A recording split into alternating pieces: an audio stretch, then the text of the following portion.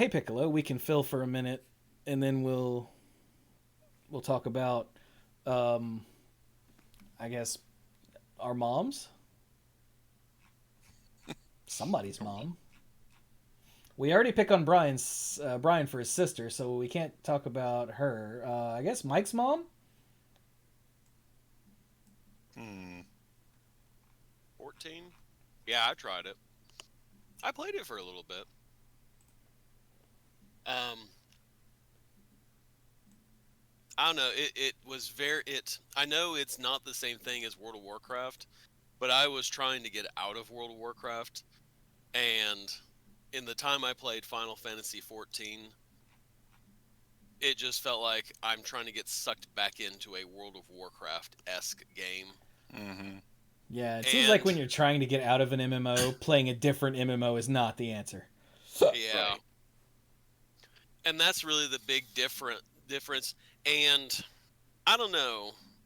I feel like that once you start an MMO, you kind of learn all the ins and outs of how everything works. And when you try and get into a MMO that had been running for years and years and years, it's kind of like people who played Final Fantasy 14 deciding, "Hey, I'm going to try WoW." And then having to completely relearn what everything is, how everything works because things run differently. Like, you know, I could tell you how the auction house works in WoW. Wow. I can't tell you how it runs in Final Fantasy 14. Not because they are fundamentally different. It's a yeah. It's just yeah. I just don't know where to go. I don't know how all that works and everything else. So I just don't quite know the rules and everything for the game. So yeah. All right then. Well, the people watching this on YouTube just got that little nugget of Final Fantasy 14 stuff there.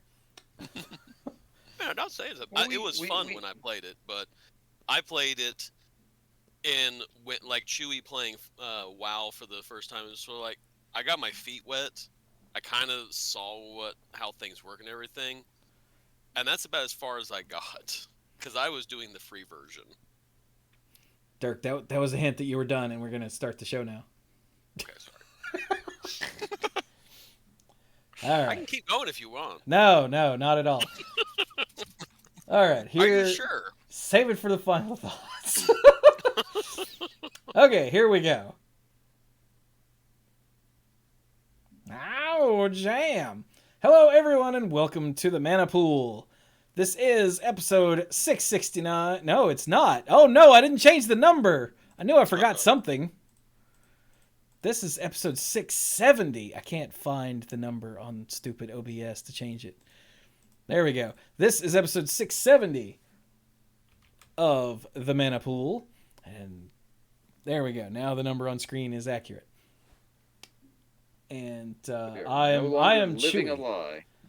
We were briefly. It wasn't we were living a lie. It's that I was telling a lie. Uh, so I am Chewy. I am back to 100%. Uh, Mostly anyway. As far as the Mhm. that norovirus or whatever in God's name it was that I had that almost killed me. Yeah, I'm good now. I think I've actually started gaining weight back because I lost like I think it was 11 or 12 pounds Mhm. in the span of like 2.5 days, and I've been worried for ever since then because it hasn't been coming back, and I'm like I should be gaining weight back. What's going on? And I've noticed the number on the scale starting to creep back up, and I'm like, okay, Good. yeah. But anyway, so I'm alive. I'm your living lead dork, and I got these other dorks here too. Hi, dorks. Hi. Hi. I'm Bran. I'm the lead Rambler Tangent Master of the group, and I am mostly alive as far as I can tell. I Did he mean, say you know, Bran or did his did he glitch slightly? Because I swear I heard I'm Bran. I'm like Bronzebeard.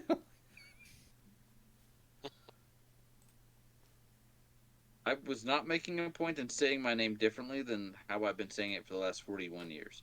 No, that's giving myself too much credit for at least the last, like, you know, 39 years. Yeah, we'll go with that. But I'm here. I'm here to talk about some stuff. Let's talk about stuff. Let's talk about stuff, baby. No, that's not how that goes. That is how it goes now, forevermore. Amen. Thank you, Joey. Might go. Sorry, I thought we were joking about songs. I forgot what we were doing. I'm Mike. I'm the rules guy and the game lord guy, and lost track of how an intro goes. Apparently, He's so cute. I'm Dirk, the self-proclaimed greatest man alive and moral compass of the group. And I don't think there really was a theme to how the intro was going today. So I'm going to talk about Final Fantasy XIV for a bit. No. That was way funnier than it should have been. I mean, you can. We'll just have to back up and make this not a numbered episode and tell people we're not actually talking about Mom.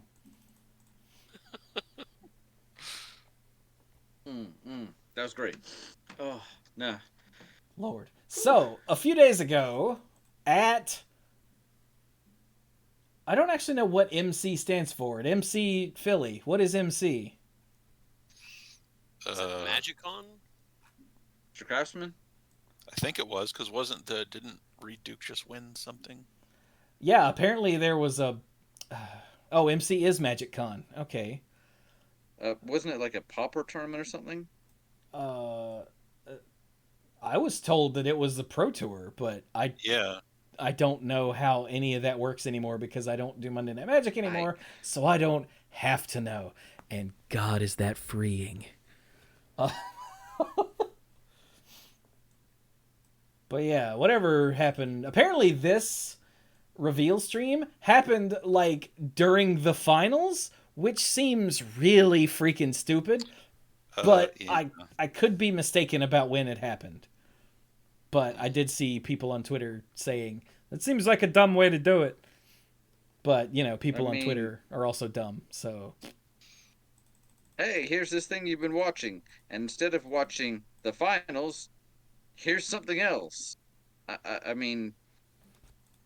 That... Okay. Okay, Razorback said it was the Pro Tour, and the advertising about it being a Pro Tour was poor at best, clearly. And then Jay Spencer said, yes, it happened during the finals. Just continue shooting yourself in the foot there, Wizards. Good job. Because you're doing so well these days, you're handicapping yourself. But so, we just had... I know we talk about never-ending preview scene and never-ending preview series and oversaturation, all that stuff, but we just had Phyrexia All Is One, right? Like Mike, you and I went to the pre-release, and that was a month ago. It was like around the 20th of January, right? Yeah, it wasn't very long ago. Yeah. Yeah. Which, well, luckily, wow, it's luckily, been a whole month. This isn't previews. This was the first like sneak peek, and previews don't start for another month or something. But like, still, it bothers me that I agree with you. It bothers me that a new set just came out, and they're already going, "Hey, next thing, look over here, look, shiny, shiny, shiny." Mm-hmm. Yeah. I remember it did not always used to be this way, and the first time I really remember feeling like this was they were just about to start, or were in the middle of Avacyn Reborn, Avacyn Revealed, Avacyn Restored? Whatever. Avacyn Restored, yeah. Avacyn Restored, and they're like, and in the same article where they're like, here's a picture of Avacyn, they're also like, oh, and here's Jace sitting next to Niv Mizzet. The next set is going to be Return to Ravnica, and people lost their minds, and I'm like, great. Yeah, and suddenly no one cared about Avacyn Restored anymore. Yeah, it was at the end of some talk. Yeah. They just put up the image, and people lost their minds, and they're like, all right, so Avacyn Restored, and people were like, we could literally care less now about the set that you haven't released yet. Yeah. So there was one guy.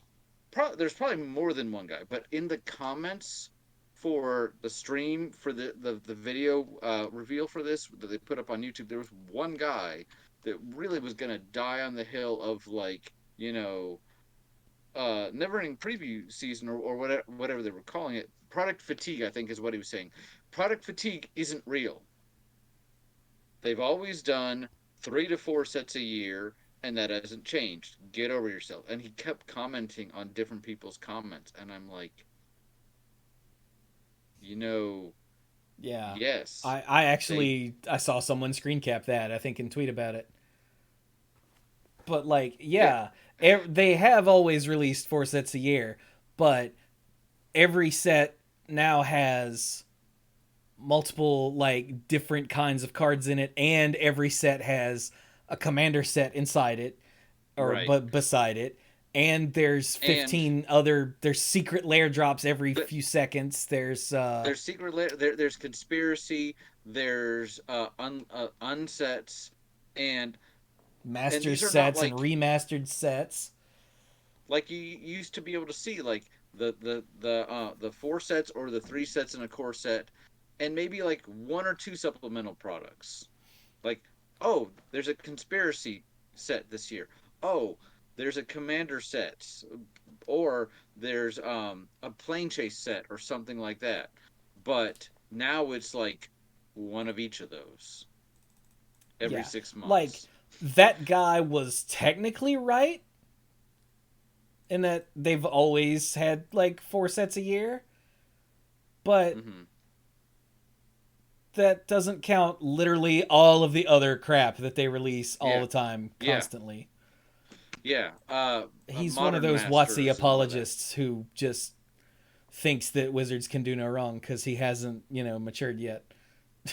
I just, I have stood. You guys know I have stood up for them when a lot of people talked a lot of crap about them because I thought it was unjustified. Mm-hmm. But I'm also not afraid to call them out on their BS, and it's been really hard to not point a lot of stuff out lately. And so the thing is, I like the card game and I like seeing new cards. I get it, but there's no room to breathe and really appreciate these. But I watched this, and I have to say, I feel like there's a lot of innovation here, and I'm actually excited to talk about these cards today. We'll do this, and then when they start previews again in a couple of weeks, I'm sure we'll come back to it. We'll do something maybe unrelated in the meantime, but I'm genuinely excited to talk about some of these cards and some of these things they're doing today. I just wish I could do that, you know, and feel like this set is going to have some time to breathe before whatever comes next. Lord of the Rings or whatever, I think. Mm-hmm. Yeah. Yeah. So, Yeah, I mean, on this page, there's an ad that says, on June 23rd, experience Middle Earth like never before. So that's yeah. coming in just a few months. Yeah. Just Commander Masters shows up in August. And then right below that is the Phyrexia All Will Be One update bulletin. Like, damn. But yeah, Piccolo pointed out it was to cover up them admitting that Magic 30th Anniversary was a mistake, which, I heard they yeah, admitted that. I had not heard that yet. yeah, the CEO apparently said something about it. I would like a link to that if it can be Yeah, found. I didn't actually see it. I just heard people mention it. So if anyone could I heard dig that I up, heard it too. please Yeah. do and drop it in the chat. I'm curious to see how actually like much how much they actually admit and how much of it is well, we made this great thing and people didn't appreciate it. So Excuse me. So, but the next set, and the one that they have given us some information for, is March of the Machine, which is not March of the Machines. There's no S at the end, Just one. just one. It doesn't bother me that way, but it's funny. I was telling Chewy this the other day. I'm like, okay, so we've had sets that have had names, have sets that I'll share a name with a card before, and most notably that was Time Spiral Block, because every set name in Time Spiral Block was also the name of a card that already existed. But so you come within one letter of a card that already exists, and you just leave off the plural, and my mind just goes, the little OCD part of me just goes, okay, I'm over it, Doesn't match. Doesn't but match. yeah, I guess just so everybody's on the same page, story wise, coming right out of Phyrexia All Will Be One, Phyrexia All Will Be One, the Planeswalkers are trying to get to Phyrexia. They've made a new stylus, kind of in a filigree stylus to replicate the, what was the original one? The Golgotha? Go. Oh, Mike knows this. Silex? Lothian S- Silex. yes. What I say? You said Stylex? Uh, stylus, like the you thing did. you use on your Yeah, you did. DS. Right. They're gonna poke Phyrexia to death, like 1 square inch at a time. Um, Stylex. Stylex? Silex. No They brought T. one of those. They this Teferi went back in time to figure out how to make one of these in Brothers War. They got one. Teferi's stuck somewhere in a planar void. Um, and so a couple planeswalkers took this thing that I can't pronounce, and they're going into New Phyrexia. And in the story of New Phyrexia, it's kind of, or Phyrexia will be one. It's kind of fascinating. I actually think it was a pretty well done story because you're seeing a lot of the different layers of Phyrexia, and they make it down to the bottom.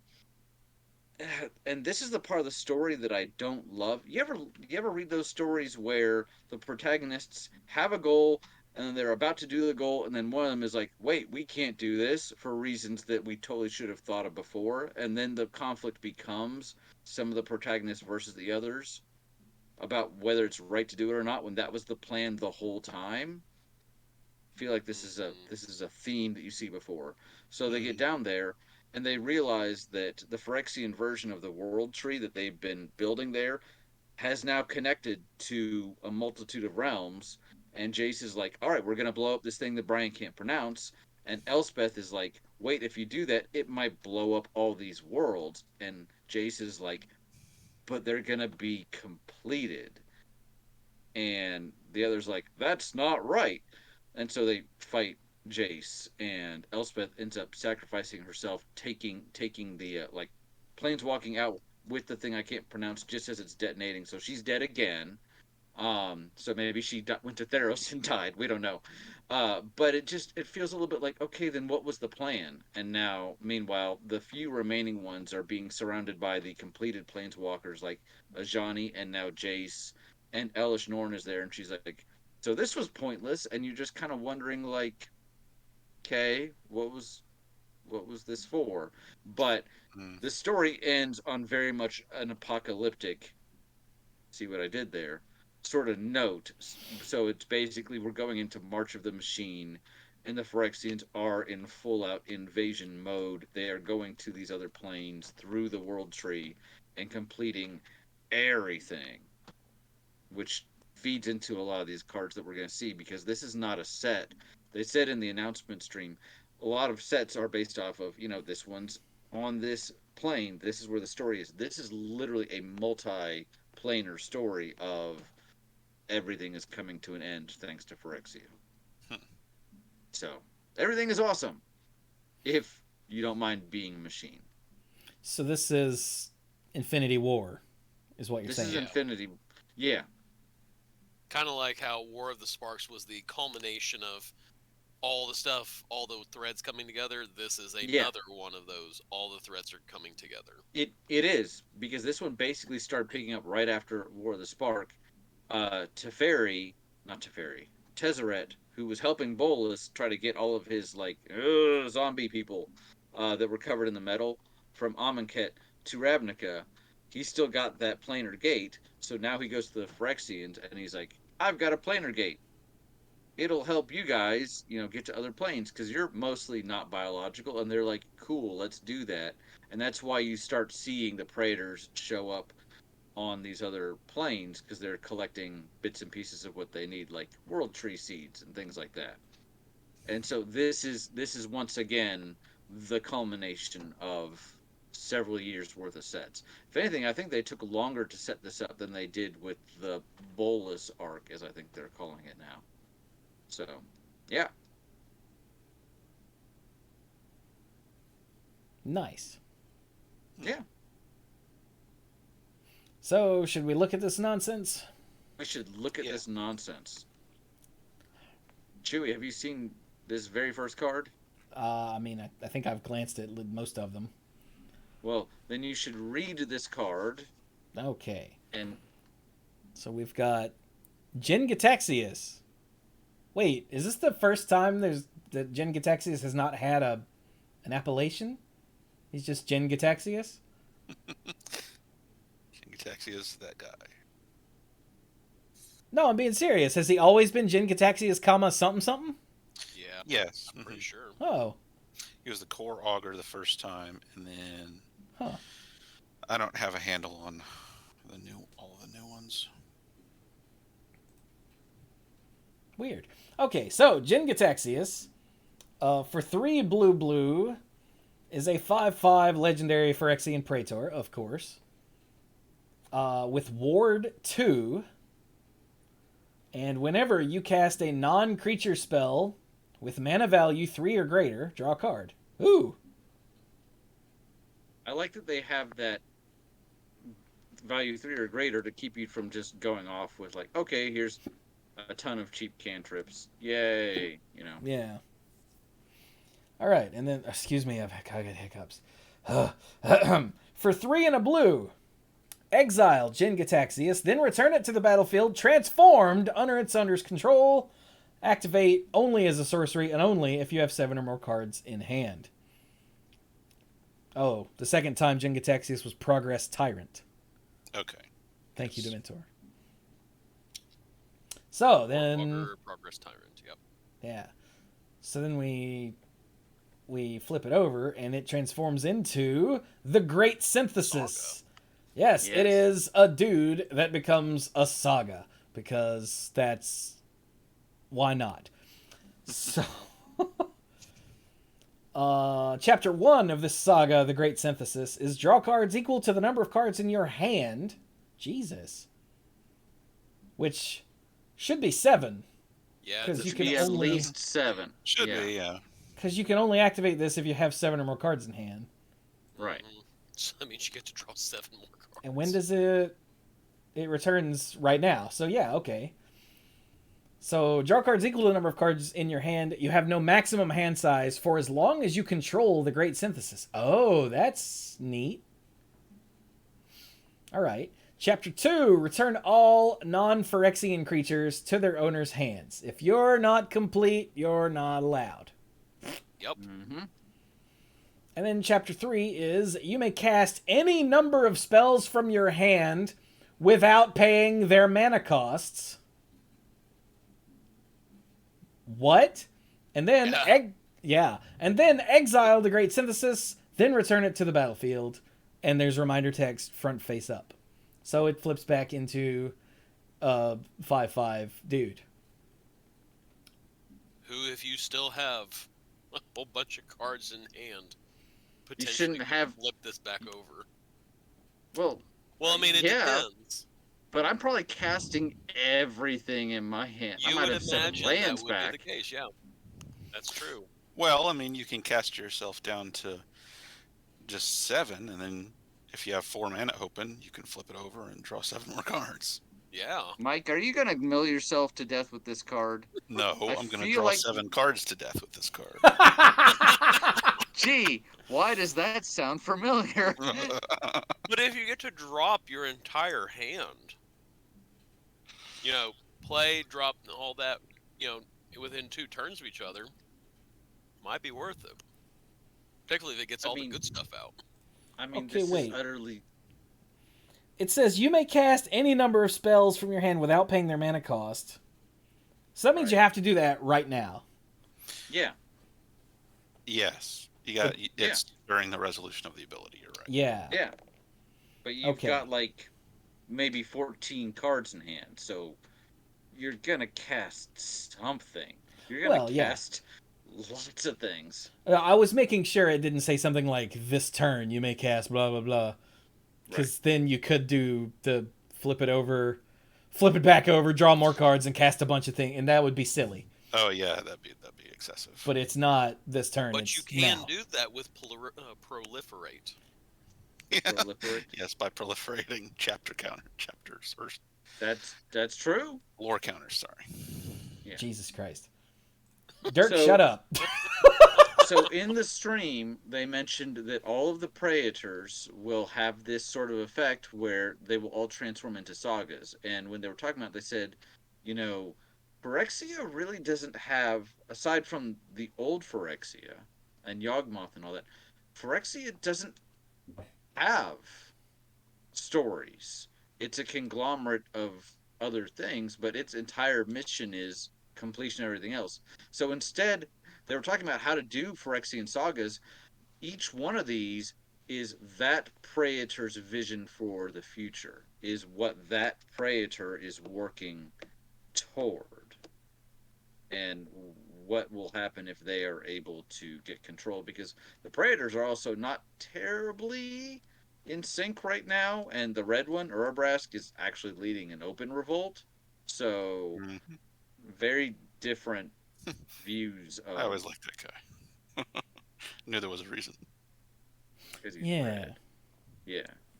So, this is the only one we've seen. I'm sure we'll see the others in several weeks, but this is what Jin-Gitaxias would love to see, as they said, essentially where the whole world is a surgical bay where he can just experiment on everybody all the time without interruption, to just keep getting perfect and perfect and perfect.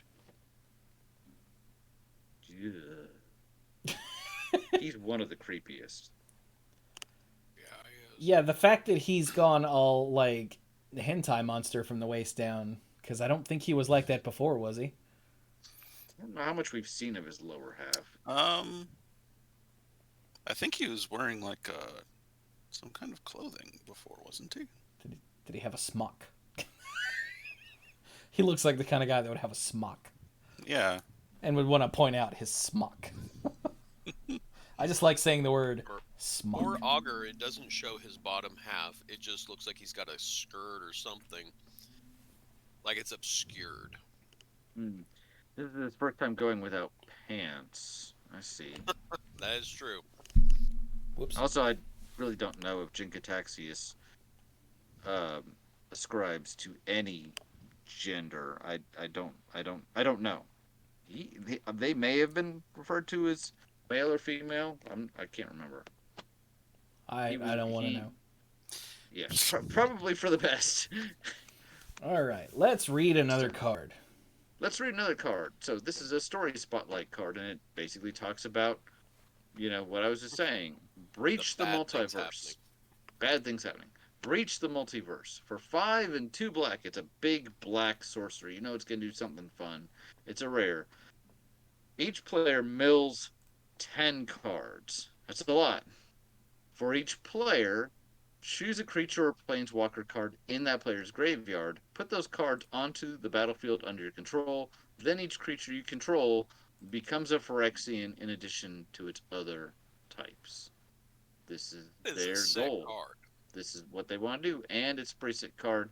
And I love the fact that it gets better in multiplayer, because you grab more, you got more stuff to choose from, and you grab more stuff. Mm-hmm. Good lord. That is a sick card. I feel like it's pretty straightforward, unlike, Jin-Gitaxias, we talk about, it's front side and back side. This, you read it and you're like, you know exactly what it does. Buh. And I love, and you can pick something that was already there, So if there was already a Platinum Angel in Chewie's graveyard for some reason, because Chewie loves Platinum Angel, it doesn't have to be one of the 10 cards. It can just be whatever. Yeah, that's As a long good as it's point. in the graveyard. All worlds will know perfection. Is that what the reanimated Platinum Angel sounds like? Well, no, that's the flavor text, and it's by Yes. Alex Norn. So I'm just assuming that Elish Norn has an insanely sexy voice, because look at her. The way you were doing it, it sounded almost like the voice you hear over the intercom sometimes, like Alexa-ish, but Mhm. you sound like the Attention, voice. Kmart shoppers. Yeah, All yeah. worlds will know perfection. Interestingly enough, what immediately came to mind for me was the monorail in Disney World. So, Ah! to each their own. Please stay clear of the doors. All worlds will know perfection. Now arriving at Surgical Bay, leaving Burbrask's Please furnace. leave your things here. You won't need them. You won't need them. If you need a fork, we will replace your fingers with forks. If we don't like you, we'll replace them with sporks, because nobody Whatever likes you would like. sporks. All They right. even put a spork there. Let's just keep going. Oh, here's a card Yeah. called Invasion of Alara. Because Mhm. this set, I don't know if it's been made clear, but this set takes place across plane, like all the planes. Well, maybe not Yeah. all the planes, but Yeah, The a art lot. is awesome too. I don't think we have seen much of Alara since Alara Shards of Alara block. It may have been mentioned, and we might have seen stuff in like core sets, Mm-hmm. but we haven't been back. And I love seeing you check out. You see, there's clearly a Bant soldier, and there's a rocks, but over the rocks, there's.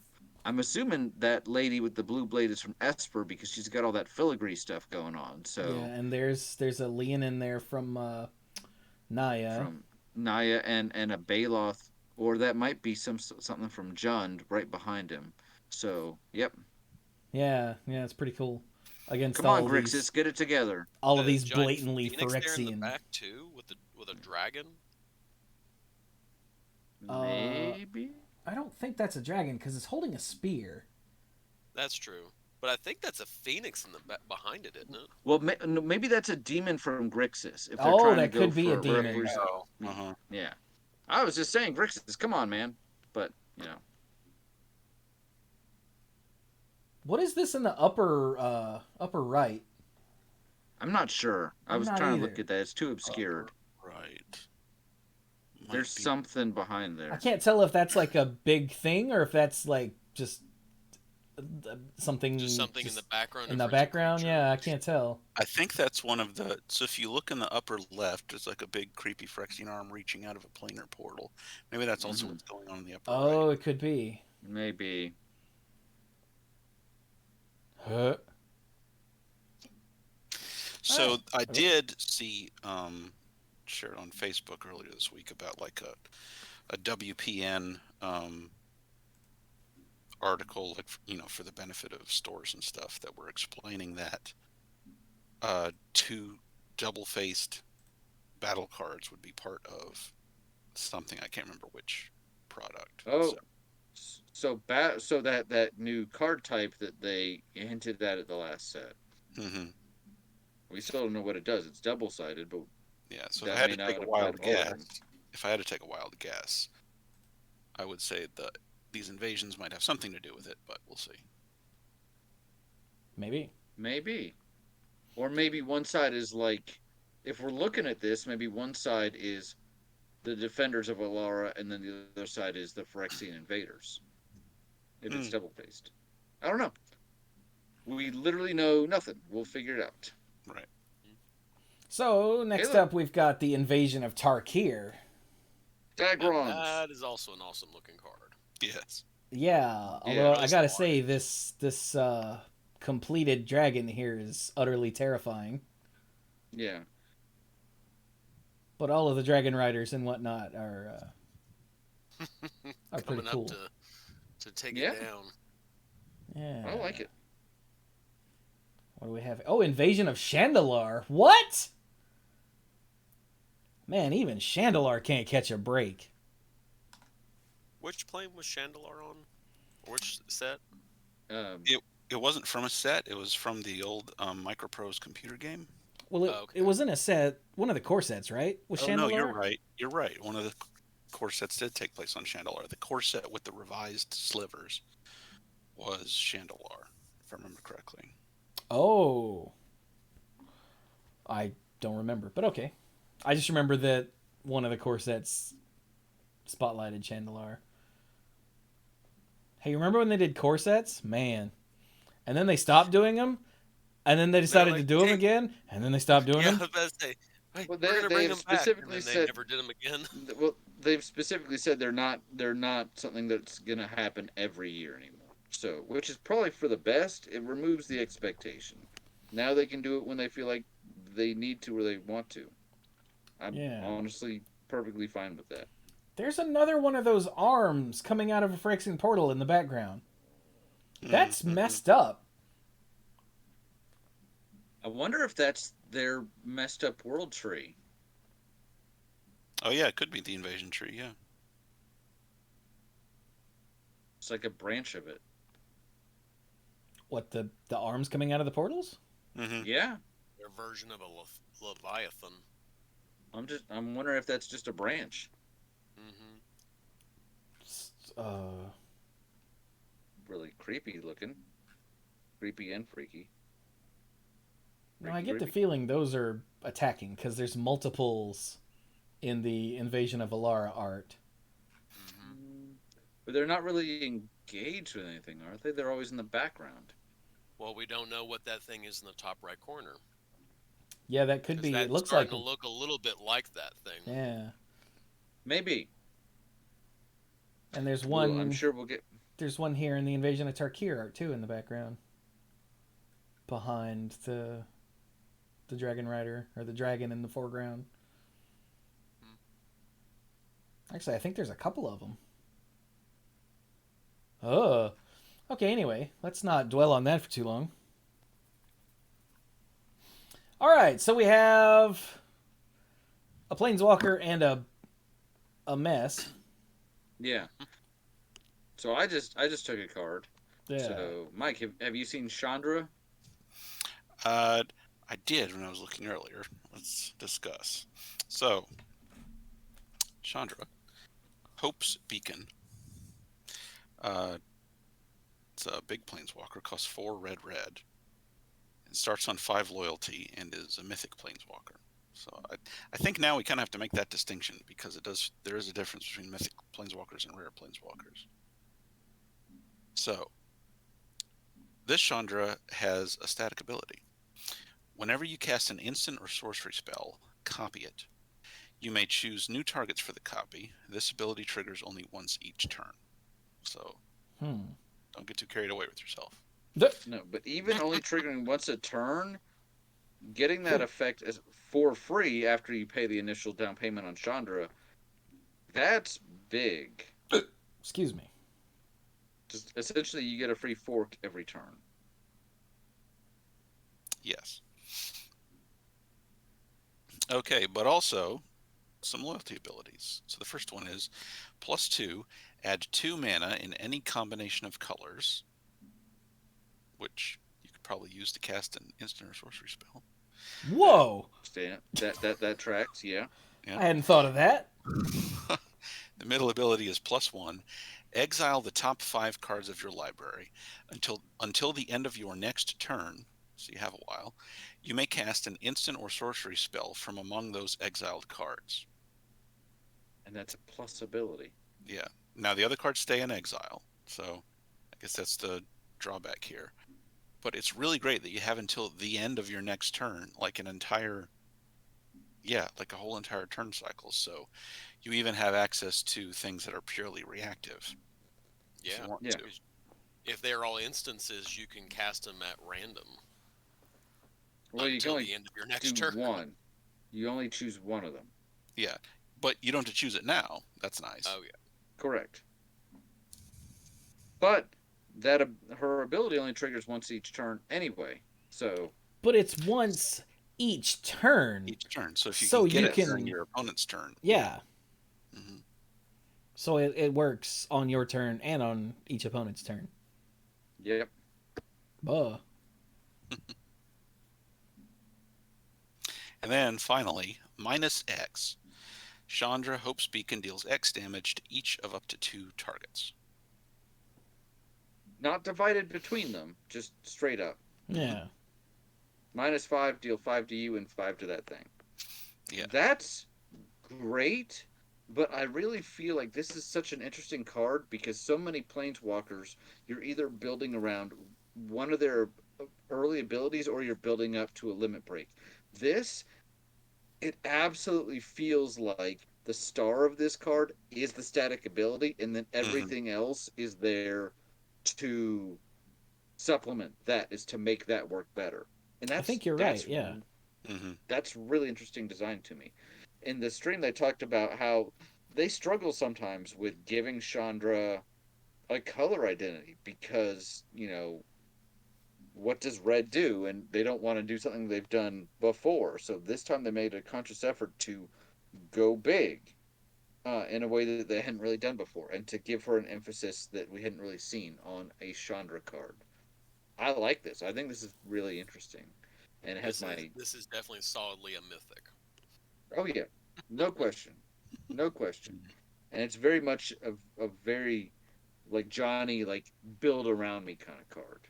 I Oh, could definitely see, like, you remember in Brawl, you can use planeswalkers as commanders, and I could definitely see this. You'd be locked into mono red, but hey, you know, burn baby burn. Man, I okay. For some reason, my brain just went off on a tangent all of its own. Hmm. You guys remember the Magic Diablo clone? Um, I do not remember the name of it, but Yeah, I I know what you're can't talking remember the about. name of it either. But you remember The the one that game, right? lasted for like 2 months or something. Yeah, Yeah, I was really interested in that, and by the time I was like, okay, how do I play it? They're like, oh, bad news. yeah, it's So gone.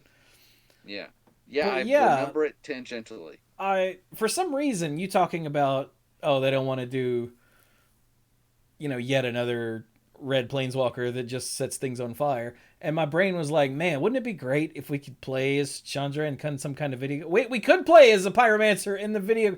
Oh, they screwed that up with like predatory monetization. If it had just Hmm. been like a game that you bought and played, I think it would have probably been better. Yep. But no, can't do that. Screw you, Wizards. That could have been a good game. Anyway, I assume that's why it died was because it was a live service that was wholly there to fleece based players on. rather than Hmm. be a good game. How can we Chances are. monetize this thing? Exactly. So then, next to Chandra, we've got the card that made everyone go, "I'm sorry, what?" Yeah, And it's Yargle and Multani. So Yargle is the weird frog spirit thing. yeah.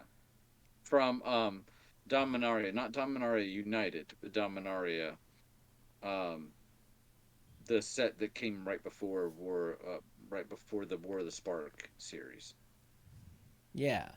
And then Multani, the Morrow sorcerer, has been around for ever. Yeah, Hmm. He's had multiple cards at this point, hasn't he? pretty sure. But Yes. so you can tell just from the name, you're like, what? It's two of them to encapsulate. Basically, this is literally Phyrexia versus everybody else. A lot of old rivalries just set aside because don't want to be completed and all that. You've got a series of cards that are like so and so and so so. And we got a couple of examples to get to here, but this is a fantastic one to start with. And man, that ability just too man. So, yeah, what they're doing here. So, in various, like, big event comic books, to show that this is a worldwide threat, like, I know Crisis on Infinite Earths back in the 80s did Hmm. this, and I know others have done it since, is when there's a worldwide threat, there will be panels showing uh like, oh, and in France these French heroes are fighting off the whatever, and in Germany these German heroes are fighting off the whatever, and in Australia these Australian heroes are fighting off the whatever. And that's what this set is doing. Yeah. Yeah. Is look, in Dominaria Yargle and Multani are fighting off the Phyrexians, and everyone goes, Word? Because they have to get those. They have to get some of those enemies teaming up panels in there. Yeah, Yeah. yeah. This It's is like, oh, Captain here's, America here's and Reed Richards and Doctor Doom doing something. Captain America and Red Skull. You Ooh, I know. don't know if that's a thing. No, that is unacceptable. That would have to be a Sorry. really bad threat for them to do No. that. Sorry, man. Sorry. Maybe Captain America and the Punisher. I don't know. Oh yeah, Not totally. Red Skull. Captain America and Reed Richards reborn into Red Skull's body. If it hasn't happened in comics, it will at some point. I mean, Red Skull was a clone created from Steve Rogers' cells there for a while in the 90s, I want to say. Oh, Anyway. Great. So technically, my answer is just Captain America and Captain America. Yeah. Anyway. Okay, anyway, so Yargle and Multani Yeah. for 3 black, black, green, so that's 6 mana, is a legendary creature, frog spirit elemental, because why the hell not? It's a rare, and it's an 18/6. Yeah. Those Twice are as big as the original one. those are the as the original. stats. Are, Yeah. are 18/6. Its ability is that it's an 18/6. Yeah. Like it's a vanilla creature. And the Yeah. flavor text is brilliant. I've heard much about you from my daughter, Multani rumbled. There was a time when I'd balk at your aid, Phantom, but she has shown me the merit in Urborg's strange ways. Okay, here we go. Gnash, ribbit, replied Yargle. That's the whole Nailed thing. it. Yeah, that's actually pretty good. I like that. And yeah, that Including is you put the ribbit at the end. Yeah. that is by far the greatest flavor text in the set. In it's only like I think it's the second flavor text I've seen, but that's it. You can't top that.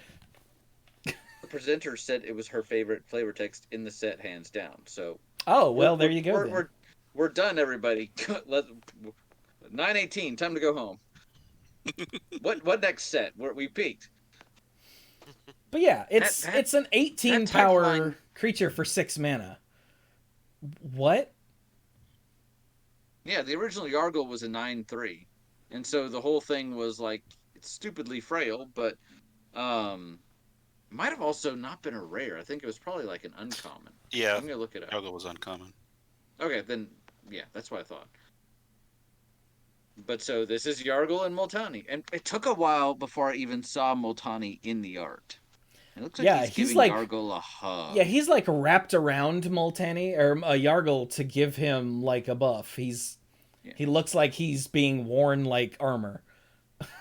You've got another one of those arm things coming through the cloud. I'm seriously wondering if I'm thinking it's realm.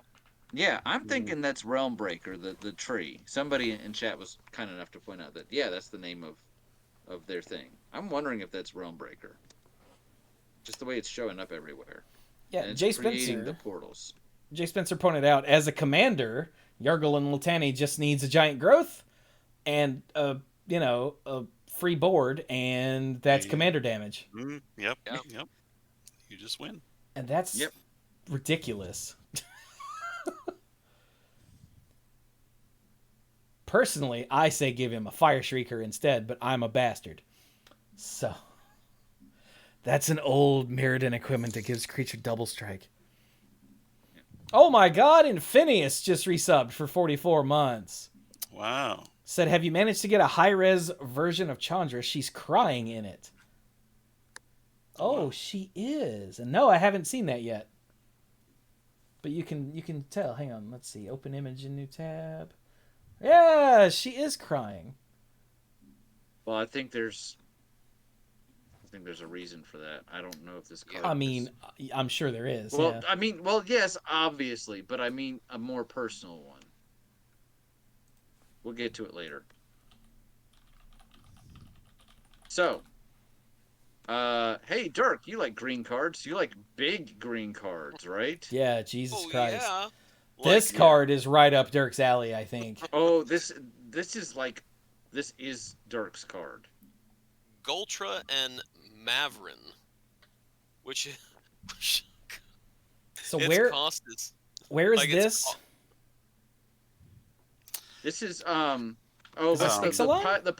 pirates and dinosaurs. Yes, Ixalan. Okay, Ixalan. because Galta So for- was in. Was Galta mono green? Galta Primal Hunger, yes. And I don't remember what Mavrin was.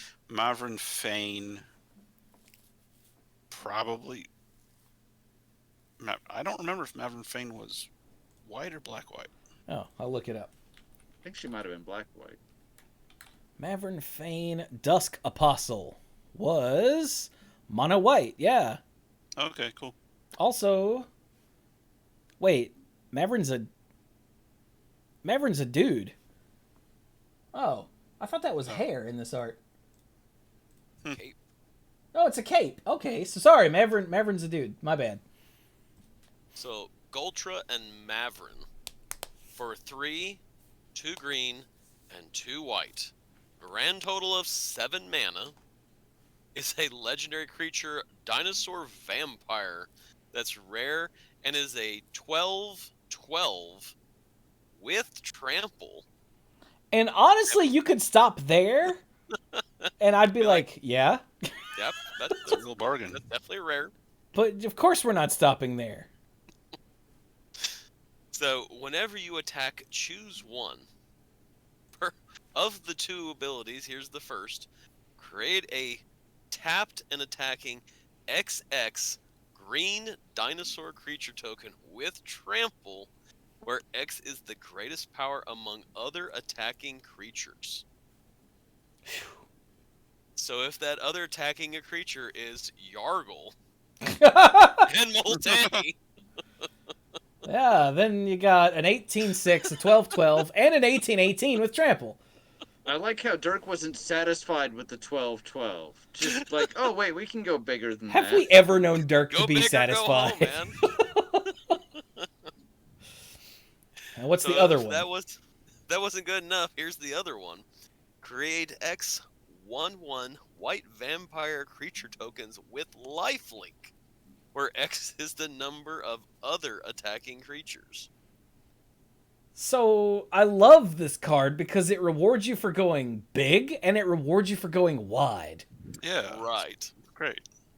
And that's If you're playing so white great. weenies, you go with the second ability. Yeah, and if you're playing green fatties, then you go with the first one. I really like that. Also, you know what? I'm just gonna pull it up and send it to you Okay. because I found the full art on the internet somewhere, and I posted it in the Discord, and someone was like, "I'm getting serious Siege Rhino vibes from this," and I went, "Oh," and so I pulled up the art for Siege Rhino, and yeah, it 100% Wow, you're right. is Siege Rhino vibes. So there's the Siege Rhino, Mm-hmm. and there's Galta and Mavrin. What looks like a house on her back. Yeah, and look at the Siege Rhino. It's the same composition. Mm-hmm. Isn't that crazy? That's crazy. It's just where the person is standing makes more sense for Galta for it to be on his head than on his back. But yeah, that tripped me out. Oh, that was you, Kim. Okay, yeah. It was Random K If I that said saw that. Galta and Mavrin coming at me, I honestly would be like, yeah, I'm gonna go back this way. Good night, everybody. There's a thing that's the size of me multiple times rolling up on me. So yeah, like this card is silly in like as far as like what it does. It's silly. The next card is silly in a completely different way. It is silly in a completely different way. It is very silly. All right, so this is Thalia and the Gitrog monster. Because again, Yes. why not? Uh, so this is Innistrad, right? Yes. Yeah. Yeah. So Thalia and the Gitrog monster, just just a match made in heaven. There's one person who had already, done some Rule 34ing on this particular pairing, and they're like, yes! Anyway, Oh gosh. Thalia and the Gitrog monster, for one, a white, a black, and a green, is the legendary creature human frog horror. Because it's a human riding a frog horror, sort of like it's a vampire riding a dinosaur. Or an elemental wrapped around a frog spirit. You see what we're doing here. So Thalia and the Gitrog monster is a 4/4 for 4 with First Strike and Death Touch, which is two of the best combat vanilla or French vanilla abilities to put together ever. Absolutely. Mm-hmm. Chifuji said that sounds like a Hanna-Barbera cartoon or a BBC detective show. Oh my god, it does work for both of those. You're right. All right, so 4/4, First Strike, Death Touch. You may play an additional land on each of your turns. Nice. Creatures and non-basic lands your opponents control enter the battlefield tapped. Nice. And whenever Thalia and the Gitrog monster attacks, sacrifice a creature or land, then draw a card. Sure. So it's really interesting with some of these pairings to see how these cards fit together. Obviously, like Yargle and Molteni, it's just big stats. It's just big, Galta yeah. and Maverin, it's a little more nuanced. But here, it's like you can see both of the personalities because Thalia was always a cheap creature that slowed down non-creature spells, Yep. and I think there was a version of her that also made things enter tapped for the opponent. Whereas the Gitrog monster ate lands and drew you cards. And here they've worked those together really well. So, yeah. I like it. Yeah, it is really neat. Well, I will say that in the past, when we were trying to figure out what would be a great commander deck and all that, what would be your rare or your legendary creature, this set has definitely provided a good number of those Just that wait, would I make think. great commanders. So, there was another team up card that they mentioned in the video, and I'm like, wait a minute, it's not here. I have found it in the video, and if you go up to the top, there's the video, and I would like mute it. And if you go to 23 minutes, 23 there even? it 23 even. I mean, it's up there for a little while. Oh, there we go. It's on the screen at 23 minutes. Drana Okay. and Linvala. Okay. These guys are from Zendikar. It's 1, 2 white and a black. It's a legendary vampire angel, rare, a 3/4 with flying and vigilance for 4 mana. Activated abilities of creatures your opponents control can't be activated. Oof. Doesn't say non-mana, by the way. Take that, Llanowar Elf.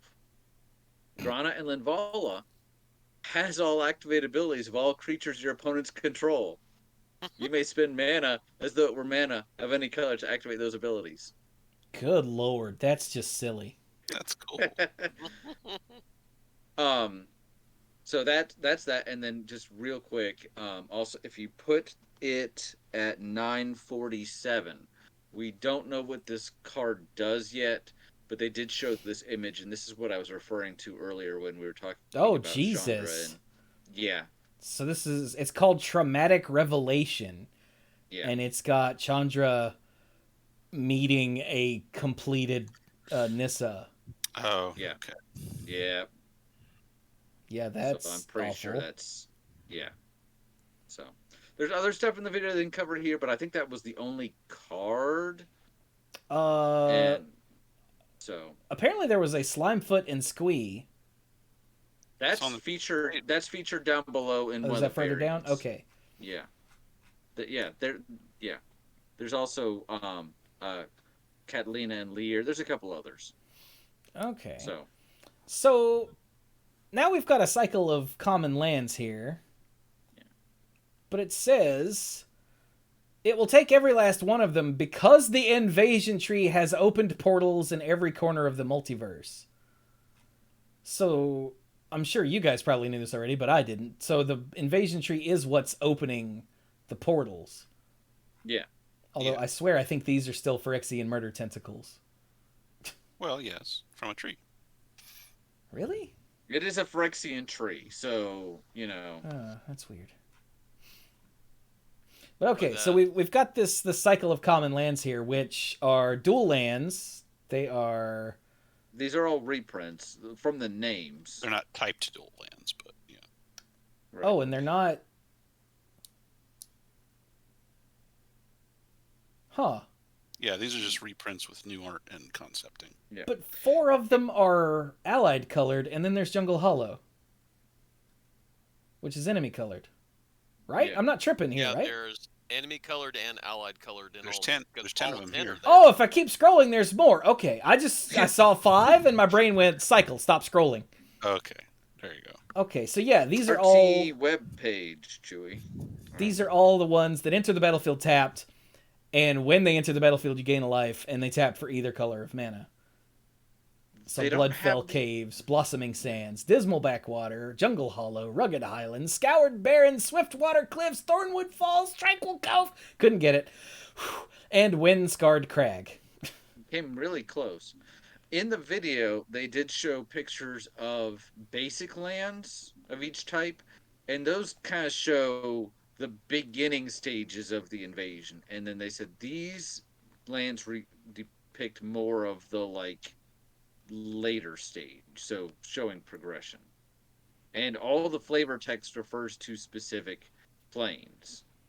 Like Bloodfell Yeah. Caves mentions New New Capenna. Capenna. Yeah. Blossoming Sands mentions Amonkhet. Kamigawa is in Dismal Backwater. Jungle Hollow is Ixalan. Zendikar is in Rugged Highlands. Scoured Barrens says Ikoria. Swiftwater Cliffs says Kaladesh. Ugh. Thornwood Falls is Eldraine. Tranquil Cove is Theros. And Windscarred Crag is Dominaria. Damn it, poor Dominaria just cannot catch a freaking break ever, can it? Jesus Well, Christ. they've been through so much. Speaking of Theros, Yeah. this next card is wild. Dirk, have you seen the next card down? I am very aware of it. Have you So- flipped it yet? Don't flip it until.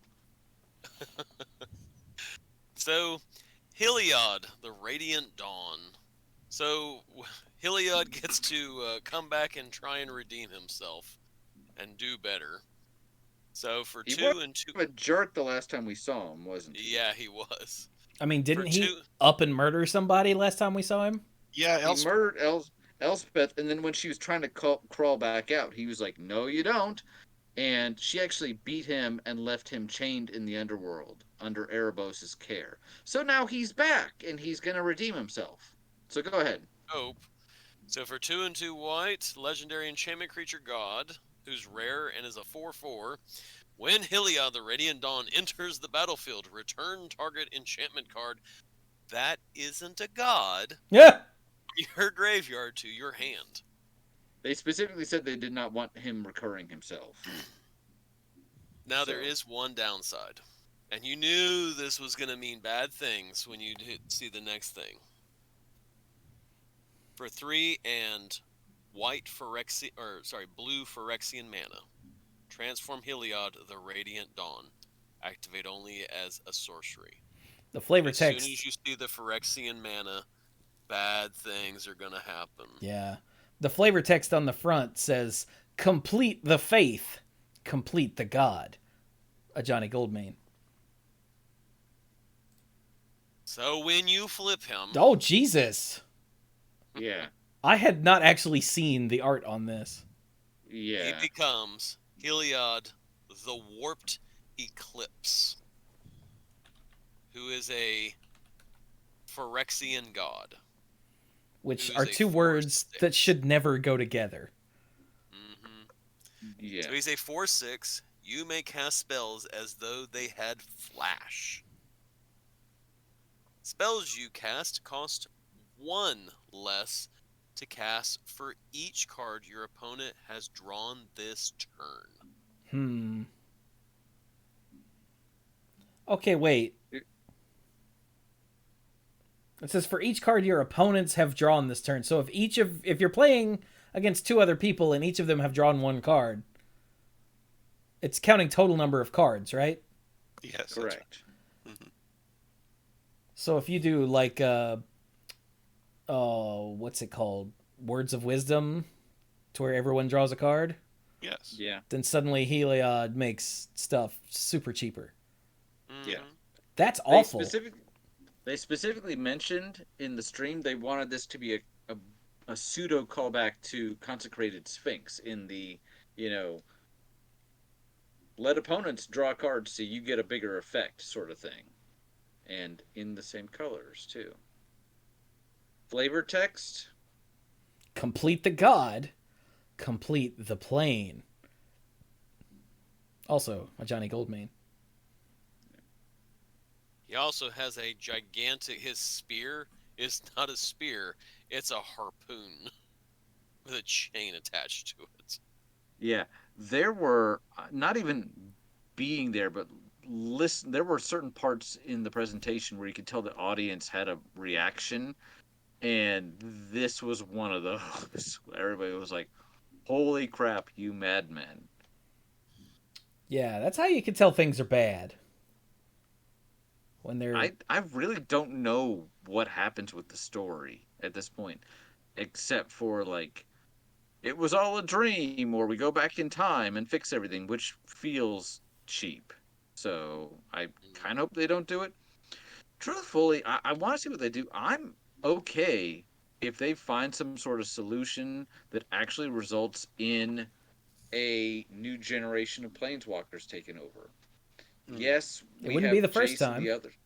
Right, because after the mending, we had Jace and some of the other ones, right? But since then, think about who we've seen since then. We've seen Teferi back again, and now he's a planeswalker again. So, consequences, what consequences?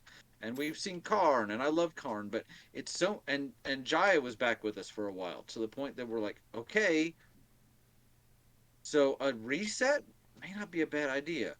The new planeswalkers were introduced in Lorwyn. Lorwyn was the same year we started the podcast. Jesus, yeah. That'll be what, 16 years ago now? 15 going on 16. So a reset may not be a bad idea. It's tricky because I know that these characters, they sell these characters, you can buy bobbleheads of Jace or whatever, but for the story, I think it'd be better if they moved on. Now, have you heard the good word about our Lord and Savior Omnath? So, Mike? Omnath started as a mono green creature. Yes. And then the next time we saw Omnath, he was green and red? Yeah, because he was mad. I think right? we've added a color every time. And then he was green and red and I want to say white. Is that right? And I think white. And then we added, yeah. They added blue. Right? Right. So he was all the colors but black. Yes. And now we've got Omnath, Locus of All. But it's not just an ordinary black. Of course it's not. So, who's up? Is it Mike? It might be. Yeah, go for it. It can be Mike. All right. So Omnath, Locus of All, costs a Wooburg, but the buh is a Phyrexian buh. Buh. A Phyrexian what, Mike? Buh. Thank you. In Wooburg. Now wait, if it's Wooburg and the buh is Phyrexian, I think that automatically makes it a buh, right? Wooburg. Anyway. So for 5 mana, it's a 4/4. It's a legendary Phyrexian elemental. Ugh. 5 mana, 4/4. If you would lose unspent mana, that mana becomes black instead. Yeah. So kind of like the very first Omnath, you can save up mana, but it just turns into black. Yeah. That's gonna be a hell of a consume spirit. Yes. I'm just thinking of like, so when does mana normally empty out? At the end of every phase, right? Every step and phase. Every step and phase. So after the first step, it's like, okay, you have all this stuff, it's now black. But then technically, it keeps switching over again. I mean, it only becomes black. The effect on the game is it just stays there. But the game is Yes. literally saying every step and phase, you're black now. Like, it's just reminding it over and over again. Anyway, keep going. Yes. So the other ability, it's a great big ability. At the beginning of your pre-combat main phase, look at the top card of your library. You may reveal that card if it has 3 or more colored mana symbols in its mana cost. If you do, add 3 mana in any combination of its colors and put it into your hand. If you don't reveal it, put it into your hand. What the hell? So you get a card regardless, and sometimes you get mana. Now, thankfully, this isn't as ridiculous as other versions of Omnath are. This isn't going to get completely out of hand. True. But it's It's really just- cool. Yeah. I'm just still tripping over that first line. Just, it becomes black instead. And it doesn't even say, it doesn't empty out. It just says that's the effect. Well, Because yeah. it's replacing it. But, I don't know. Maybe I'm just the only person that's, like, tickled by that. Well, if But- they just wanted it to stay there to stay the same, then they could use the doesn't Right. you don't lose that, it. But that templating they've used before. yeah, but they're using this tech that I think might have first been used on Crufix, if I remember correctly, to change it to something else. So it's your turn. Untap, upkeep, draw. Main phase. So the first thing you do is you look at the top card of your library. If it's 3 or more It colors has 3 or more colored symbols in it. Yeah. in it, its cost. If it's got 3 or more, 3 or more colored mana symbols, not Yeah, it 3 different colors. Oh, Yeah, It so could- you could it could flip be- up a it- you could flip up a Phyrexian Vindicator and yeah. okay. Or a phage. You could flip up a phage. Doesn't Mhm. she have 4 black mana in her mana I think so, cost? yeah. Yeah. So you look at your top card. If it's got 3 or more colored mana symbols, then you can reveal it, get 3 mana of its colors, and then put it in your hand. And if it doesn't have 3 or more mana symbols or colored mana symbols, or you don't want to reveal it for some reason, you still put it in your hand. Like, Yeah. wow. Yeah. And the 3 free mana is just like, You know, Buh. the funny thing is, for this source of black mana that turns all of your mana essentially black if it sticks around long enough, the funny thing is you don't have to pay black mana to cast this creature. One color you don't have to. All It's right. the one color you didn't have to have. that is pretty funny. I mean, Also, let's see who just followed me. Manjundi, thank you for the follow. Welcome to the pool. So, does the mana ever empty out at all? Nope. No. It just changes color. So instead. you could accumulate like 17 mana Yes. Yeah. over the course of several turns. unless I mean- he dies. And then someone kills your Omnath, and you go, "Man, I'm glad they got rid of mana burn." Yeah. Yeah. So, are the tentacles that are coming out of Omnath? It makes me wonder: is Omnath part of the World Tree, or Maybe. I mean, you see lots of those portals Whoops. behind him, so maybe he's connecting to it. I don't really want to think about it. Oh, Dementor said Omnath went green, red, green. Oh, blue, red, green. and then white, blue, red, green. Okay, so we had the last two steps reversed. Our bad. Okay. Yeah, I wouldn't have been able to remember that. Yeah, off no, the top not of at my all. head. All right, so we've got another story spotlight card here. And Yeah, it's remember it's how- a story Yeah. spotlight on a common. That's nice. Yeah. And it's called Moment of Truth. For 1 and a blue, it's an instant. Look at the top 3 cards of your library. Put 1 of those cards into your hand, 1 into your graveyard, and 1 on the bottom of your library. That sounds familiar. Yeah, It's like Telling not quite time telling was- time. Yeah. telling time was hand, top of library, bottom of library. Okay. But yeah, the flavor text on this is the important bit, and it says, "On the precipice of eternity, Elspeth made a choice. The fight would not end without her." Because the last we saw Elspeth, she grabbed the Silex and, oh, I can't say that on the show, and pissed off to the Blind Eternities, right? Yeah, she Yeah. was basically just getting it the heck out, and it was pretty wide. It was pretty implied that That she got blown up. blown up in her face. Yeah. Yeah, but apparently not. Well, with the So flavor when she- text and the art makes me think that she was about to go to heaven, but then she was like, I got stuff I need to do. Do you go to heaven It from kinda- the Blind Eternities? Yeah, because there are feathers, and she's clearly walking into the light up Mhm. like a crumbly dream staircase. Yeah. Huh. This is what I get for not paying attention to the story. Well, so here's the thing. So she planeswalked away as the Stylect was being activated. Silex. There's no Silex. T. Thank you. I will not remember that. I So, know. Jace had already activated it. It was gonna blow, and she grabbed it, and she's like, "Peace," and she left, and it basically blew up as she was traveling between realms.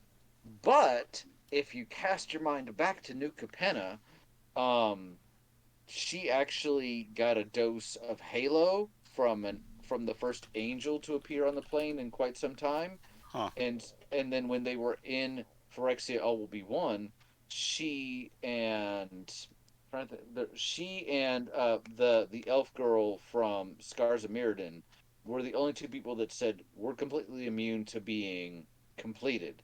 They couldn't really complete Elspeth or this other girl. So she had some obvious Malira? resistance. Malaria. Malira.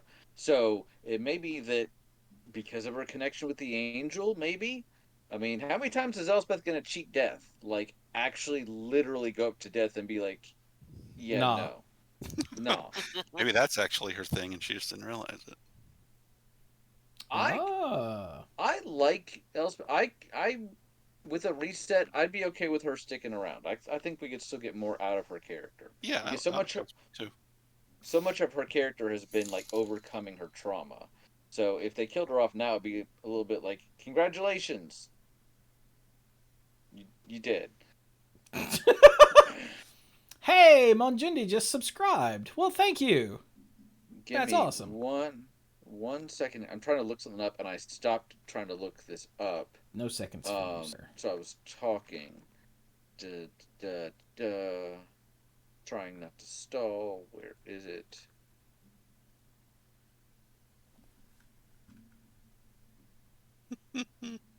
This is riveting content here. I know. The thing trying is, really hard. Brian can't ignore us and look for something else like we can ignore Here it him, is. so me talking is going to slow him down. But he found it. What is it? Trying to put this in the Discord. There we go. He found a gatherer page. Oh, vanish into eternity. Yes. Okay. That was her. Yeah, that was her leaving. Faced with a blast that would level not only New Phyrexia, but also a dozen innocent worlds. They kind of implied like 100 innocent worlds, but whatever. Elspeth consigned it and herself to the nothingness in between. So, made it pretty obvious, she wasn't coming back. And now here we are next set, and she's like, you know what? Hold up. Hold up. Hey. Oh, sorry. So then they've got some like art and stuff, and it's nifty Yeah. if you want to look at it. I But do then there's like the set icon. What is this freaking? Like it's like Elspeth's sword and Yeah, is that Elspeth's sword? she hasn't had a sword in It's a got while. two materia slots in it, so I'm wondering if this It is from Final does. Fantasy VII. It kind of looks like Elspeth's sword, but she hasn't had a sword in a while. Her sword was turned into a spear by Oh Heliod. yeah, that's true. It So was. So I don't know yeah, whose sword this is, but what? But I mean, she could have gotten another weapon. yeah. I mean, she's a planeswalker. She could have popped over to Midgar and been like, "Hey, Cloud, give me that." I mean, you said she showed up in New Capenna. Could she have gotten something there? She Maybe. takes the sword. She leaves, and Cloud is like, "Oh man, I had an ultimate and a Knights of the Round in there. Dang it! and that's where the Final Fantasy set connection comes in. There we go. It's all coming together." Dude, if she casts Knights of the Round At at Elish Elish Norn. Norn, then yeah, it's just over because even Elish It's Norn great. can't handle that. I mean, you have to wait like And they 5 minutes, copy it. but eventually, Yeah, games will take an extra 10 minutes every time you cast it, but All right, I'm gonna cast Knights in the Round, and Brian Kibler is like, "I'm gonna go to the bathroom." yeah. Is it okay if I go to the bathroom? Do I have to sit here and watch him? Oh, good old Oh, Kibler. But but anyway, yeah, I but love this set symbol. That's what it's called, a set symbol. yeah, Mm-hmm. And then the commander symbol is the weird Elish Norn head thing, which I could really do without. yeah. Preview start in a month. So yeah, this is just a first look. Yeah. But then we get to something that actually really makes me happy. And I wonder if maybe the four of us will play a game of Magic again. Because one of my favorite formats, it was not always everybody's format because it makes the game take longer, but So long. Still yeah, lots of but fun. still lots of fun as long as you know what you're getting into. Plane chase. Someone that's way more succinct than me should talk about what this is because All right. I'll go on for half an hour and it won't make sense. So you see all of these commander decks here. Each one comes with 10 plane chase planes, 5 new ones, and 5 old ones. And yeah, and some of them even have phenomenon. There we go. But yeah, we've got Tawashi on Kamigawa, the Isle of Vesuva on Dominaria, and Spatial Merging, which is a phenomenon. Is that one a reprint? Now, Yes, it is. I think Isle of Email Vesuva prints. are, but Tawashi's new. Yeah, Tawashi's I think Tawashi's new, yeah. Yeah. All right, so Tawashi says modified creatures you control, which means, okay, hang on, equipment. Oh, it says it on the card. Equipment, auras you control, and counters are modifications. So there we go. Modified creatures you control have trample, and whenever this creature deals combat damage to a player or planeswalker, draw a card. Buh. But then it's got new wording for rolling chaos. It says whenever chaos ensues, which is hilarious. I like that. Yeah. Distribute 3+1/+1 counters among 1, 2, or 3 target creatures you control. Yeah, Oh. Chaos Ensuing is great. Razorback said they all have 1 reprint phenomenon and 4 reprint planes, along with 5 brand new ones. Oh, okay. Got it. Thank you. In Cool. fact, the text that is right above the cards we were looking at. So, thank you. It just says 5 new and new, 5 5. reprints, but he specified. Right, the breakdown. Yeah. So yeah, I love the new wording on rolling chaos. Whenever chaos ensues, that's great. Now, for those of you that don't remember Plane Chase, man, we don't have all day. Plane Chase was like the first of at least the first that ever appealed to me. I think of the new crazy off the wall specialty things that they made. Yeah. And plane chase was there are these planes, and there's a planar die, and you've got a stack of them, and you roll. And when you hit a planeswalk symbol, you go to the next plane in the stack. And when you hit the chaos symbol, you do whatever chaos says on the plane you're currently on. Chaos ensues. Yeah, and that's about it. Like, it's just a modification of playing Magic, and Sure. it made it a trip. And did. it had its own rules for how to build a planar deck and whatnot, but it seems like, at least from anecdotal evidence, most people just made a big pile of all of the planes. Maybe they took out the ones that were all negative, and everyone just played with the one planar deck instead of having each player having their own of Right. like 10 or something, which was very strange. Yeah. Yeah. Which is what we do. I mean, you could do that if you wanted to. If you want to take the time and build your own, that was a legit thing. Yeah. But But everyone for wants us, we were like, to do it. yeah. And for us, Mike had it, and so I had a bunch of them too. But I think we always used Mike's because it was just easier that way. His was more complete. His was more complete, and then you have to wonder, all right, whose was this one? Whose was this one? Oh wait, that one was mine. Yeah. So So yeah, plane chase is but coming back in the commander decks, which is weird. I always liked it because, in case you can't Now, if tell, you really want a long game, Plane Chase Commander. Ugh. but I always liked Plane Chase because, in case you can't tell, I'm a big RNG fan. Like, that was one of the things I always loved about Hearthstone was how the digital format allowed you to do stuff you just couldn't do with paper card games. Yeah. And Plane Chase was as close, I think, as I've ever seen a paper game come to this sort of effect. Because chaos. It was also fun because we would have the negative ones in there, and when we hit those, we stopped fighting each other, and we're all going, "We need to get out of here. Yeah, It we is would- true. Die if we don't leave like now." Yeah, the game would stop while we all spent all of our mana to try desperately to get away from these douchebag planes. Yeah, Which like was the ones fun because it added a new dynamic to the whole game. it on the one hand, I feel like Dirk is a little wrong, and I'm not trying to say in the sense of, like, I don't know that how much we really enjoyed that because we were like, oh. But on the other hand, It's like, I'm not necessarily. God, Mike, why did you leave these things in here? What is wrong with you?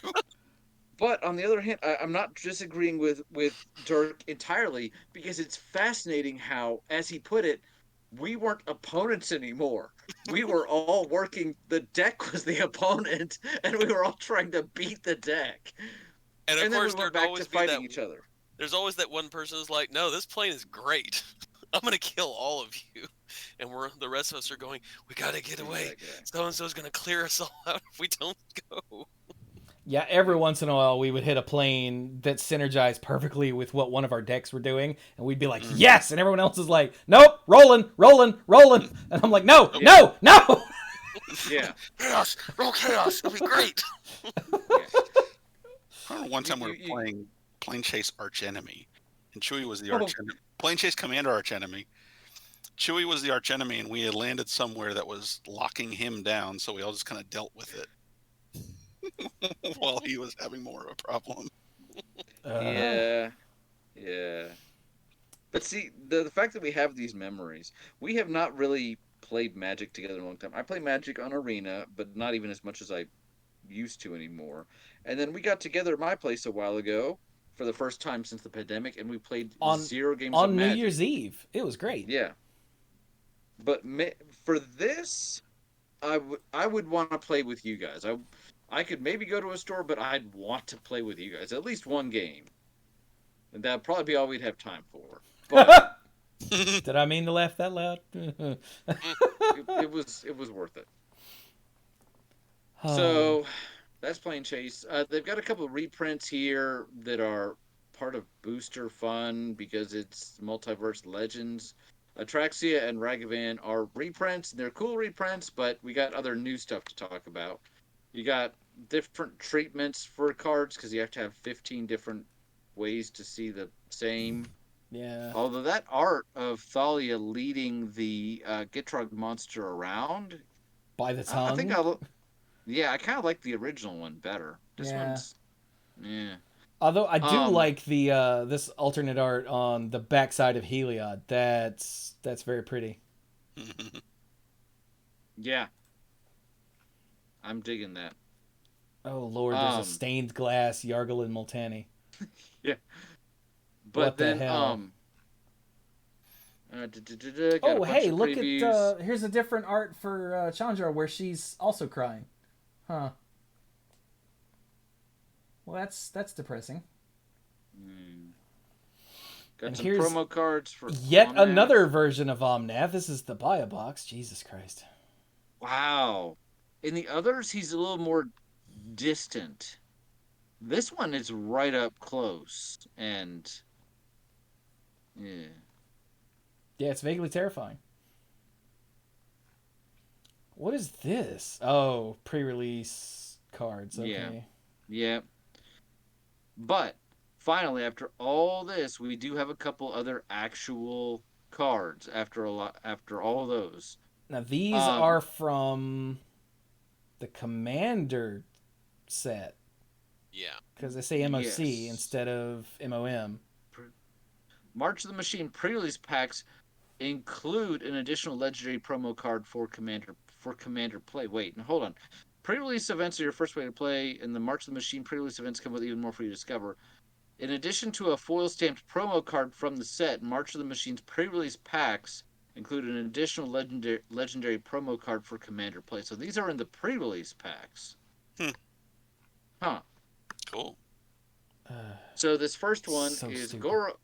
Goro, and Satoru. Obviously from Kamigawa. I remember Goro. I can't remember who Satoru is.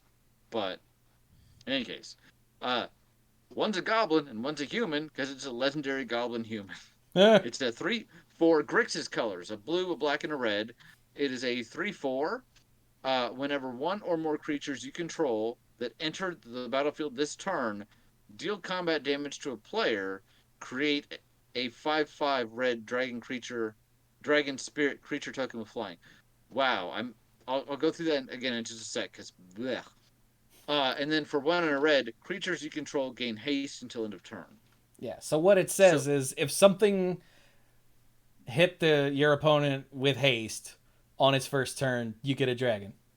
yeah, I believe the original Guru was because this was in Neon Dynasty. They were all about the modified, and you Guru said, "Hey, if you've got an attacking creature, um, you can pay I think 5, and it costs less if you've got." You know what? I'm gonna look up Guru because I I think I'm mean, I gonna don't I mess it don't up. think it matters because it's getting late and we're about to lose Yeah, Dirk. So sorry.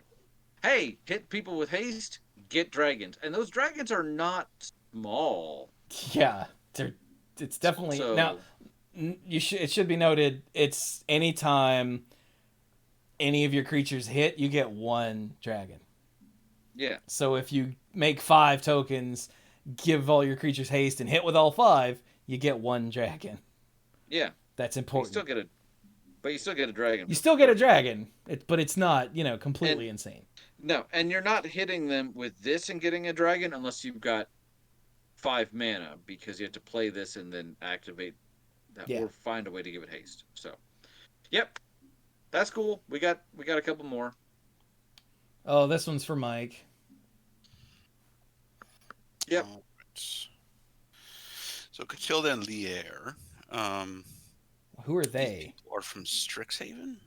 No, Oh, they're from no, these guys are from From Innistrad. Innistrad? Oh yes, you're Yeah. right. I recognize Cat- that the witch headdress now. Okay. yeah, oh she yeah, was yeah, a big yeah. she was a big part of that ritual to help bring back the sun, and she died for a while and then came back. She got better. Just a legendary creature, human. So human. Boring. It They should don't say have a human, human. job. No They're job. they're broke. So, green, white, blue. For a 3/3, 3 mana for a 3/3. Whenever you cast a human spell, target instant or sorcery card in your graveyard gains flashback until end of turn. The flashback cost is equal to its mana cost. That's pretty good. Yeah, that's neat. Yeah. It seems pretty elegant design. It's harder to abuse because you at least have to be playing human spells to even get that to trigger. So there's the mana cost of the human spell on top of the mana cost for whatever you're giving flashback. So You think Collected Company is legacy playable? maybe. Lord. Hey Dirk, you like Squee, right? Mm-hmm. Okay. Well, let's get some slime foot and squee in here. Who the hell was Slimefoot? My brain is refusing to tell me. He was a fungus that was on the Weatherlight before the Weatherlight found itself all completed. Oh, yeah. Okay. Thank you.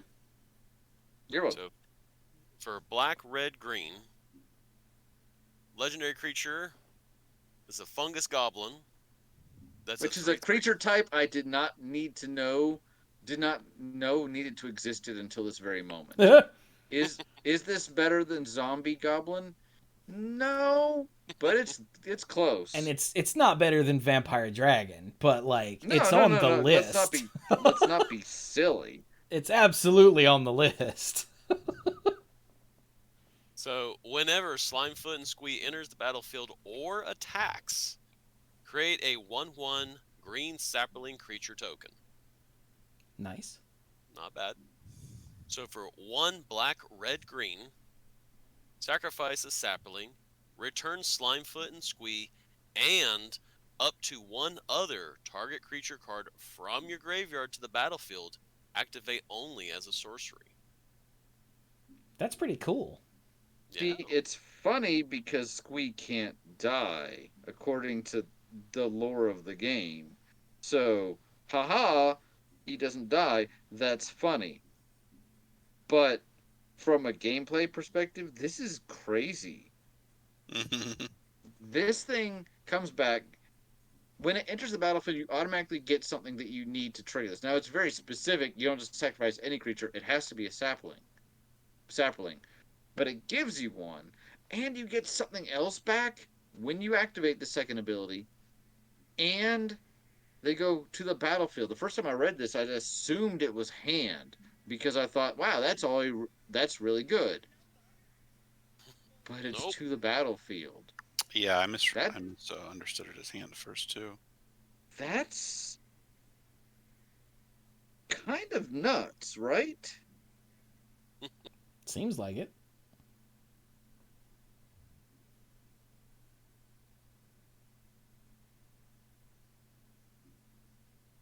One last card. Oh, there is? We got, Oh. yeah. I They thought we were announced a done. secret layer, but the secret layer is all, reprints, which, Yeah. it's decent stuff. I Oh, like that art on this- Questing Beast. So this last card isn't even from this set. It's from the next set after that, which is But it's a mini but it's- set, sort of like Hearthstone yeah. used to do. I don't know if they still do. Yeah. It's like, okay, so they even used to do small sets in Magic, but this is like this is not like a small set. This is like a micro. Yeah, it's Just 50 like cards. And 50 apparently cards. the boosters are going to be 5-card boosters. Is that right? That's what it says. But, and it's March of the Machine, the aftermath. Yeah. So it's literally, this is what happened after all this done. And the whole point is, which characters live, which ones get a happily ever after, and which ones don't get there. And this card is Sad Face, Yeah. the Kenrith's Royal Funeral. Now, they did say that this is apparently the least spoilery card in these 50. Which, I mean- considering what Brian just said, the name of the card is, it's like, damn. Honestly, I mean, really wish they had just not shown any cards from the Aftermath, because Yeah, that wasn't necessary. that seems really stupid, but it's here, so, we'll talk it's about it. it's here, and the truth is, I mean, yes, I like the twins, and what plane are they from? Eldraine. Eldraine, thank you. I want to go back to Eldraine because I've only been there once. I don't really have a huge emotional attachment to these characters, so I'm okay with this. And showing it early does show you, hey, there's gonna be some impact here, which really makes me wonder if they're not gonna go with the whole reset thing, because then this becomes pointless. And you can also see from a close-up shot, this is clearly the king and queen of Eldraine. This is not the younger Kenris, which would actually make me upset because dang, Will and Rowan? Will and Rowan, yeah, Yeah, it's not them. yeah, it's not them. Here, let me So- show you the full art. You can see that they're like old and This- bearded and Yeah. whatnot. This is clearly mom and dad, which is still sad, but not as bad. So the Kenris, I'm gonna be honest with you. I forgot about them, so when I saw the art, I was like, okay, that's an unusual way for a brother and sister to be buried, but whatever. I know they're close. They're very close, Mike. Okay. obligatory Game of Thrones reference. I don't know who. Too soon. Yeah. Wait, is it too soon? The set hasn't even come out yet. Anyway, the Kenris Royal Funeral for 2, a white and a black. It's a legendary enchantment, no subtype, and it is a rare. Interesting set symbol. When the Kenrith's Royal Funeral enters the battlefield, exile up to 2 target legendary creature cards from your graveyard. Aw. You draw X cards and you lose X life, where X is the greatest mana value among cards exiled this way. And you might go, well, why would I exile 2?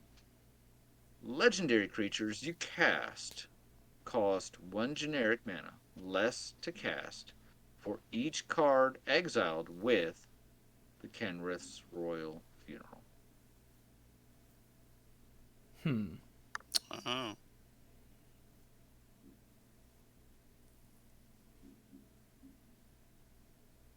Wow, that moment of silence feels really appropriate.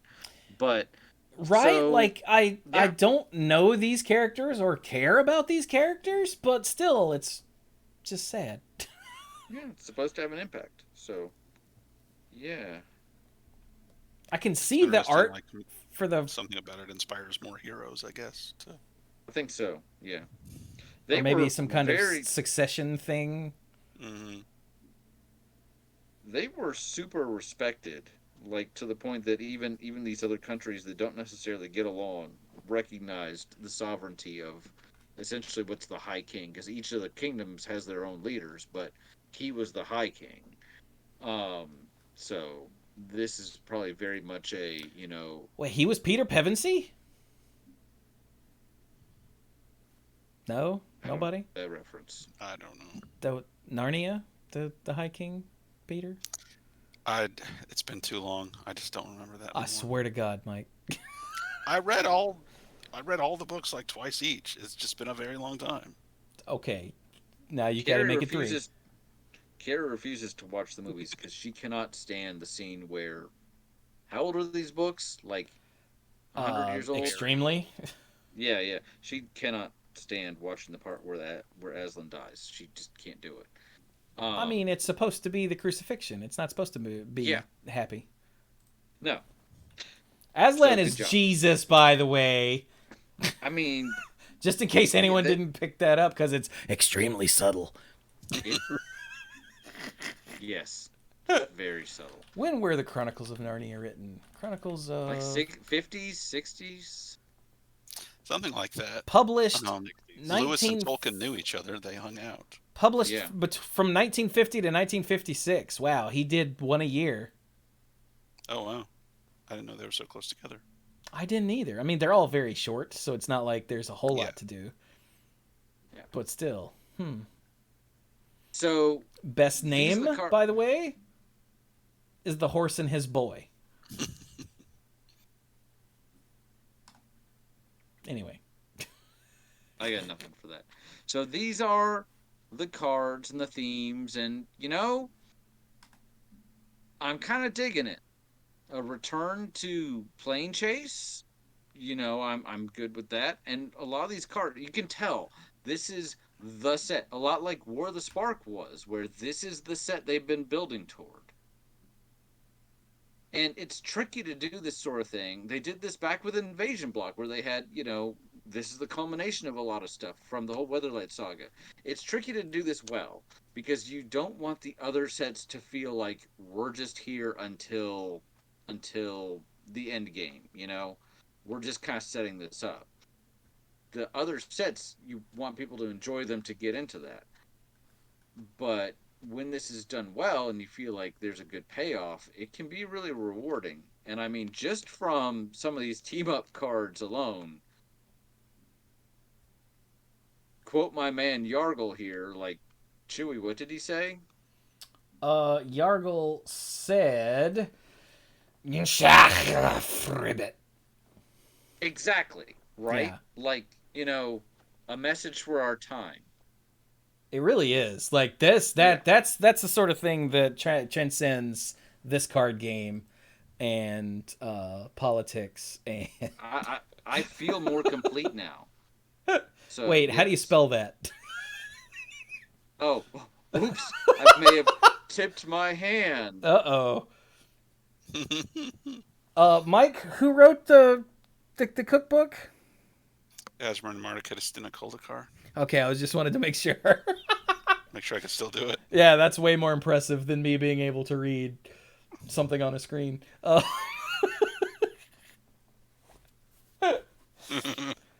Oh man, should we call it a night? Probably. I think so. Yeah. Lord. And these are the only cards from this set we're looking at for a while. And even if they drop a couple more, just like here and there, I doubt we will really get back to this until previews actually start. Until previews start in a month. Yeah. They start up at the end of March, so there's other stuff I want to talk about in the meantime. So I should hope so. Yeah. Yeah. We're getting like a whole month? Wow. Yeah. I mean, we'll get first looks for other things in between now and then. I would bet money on it.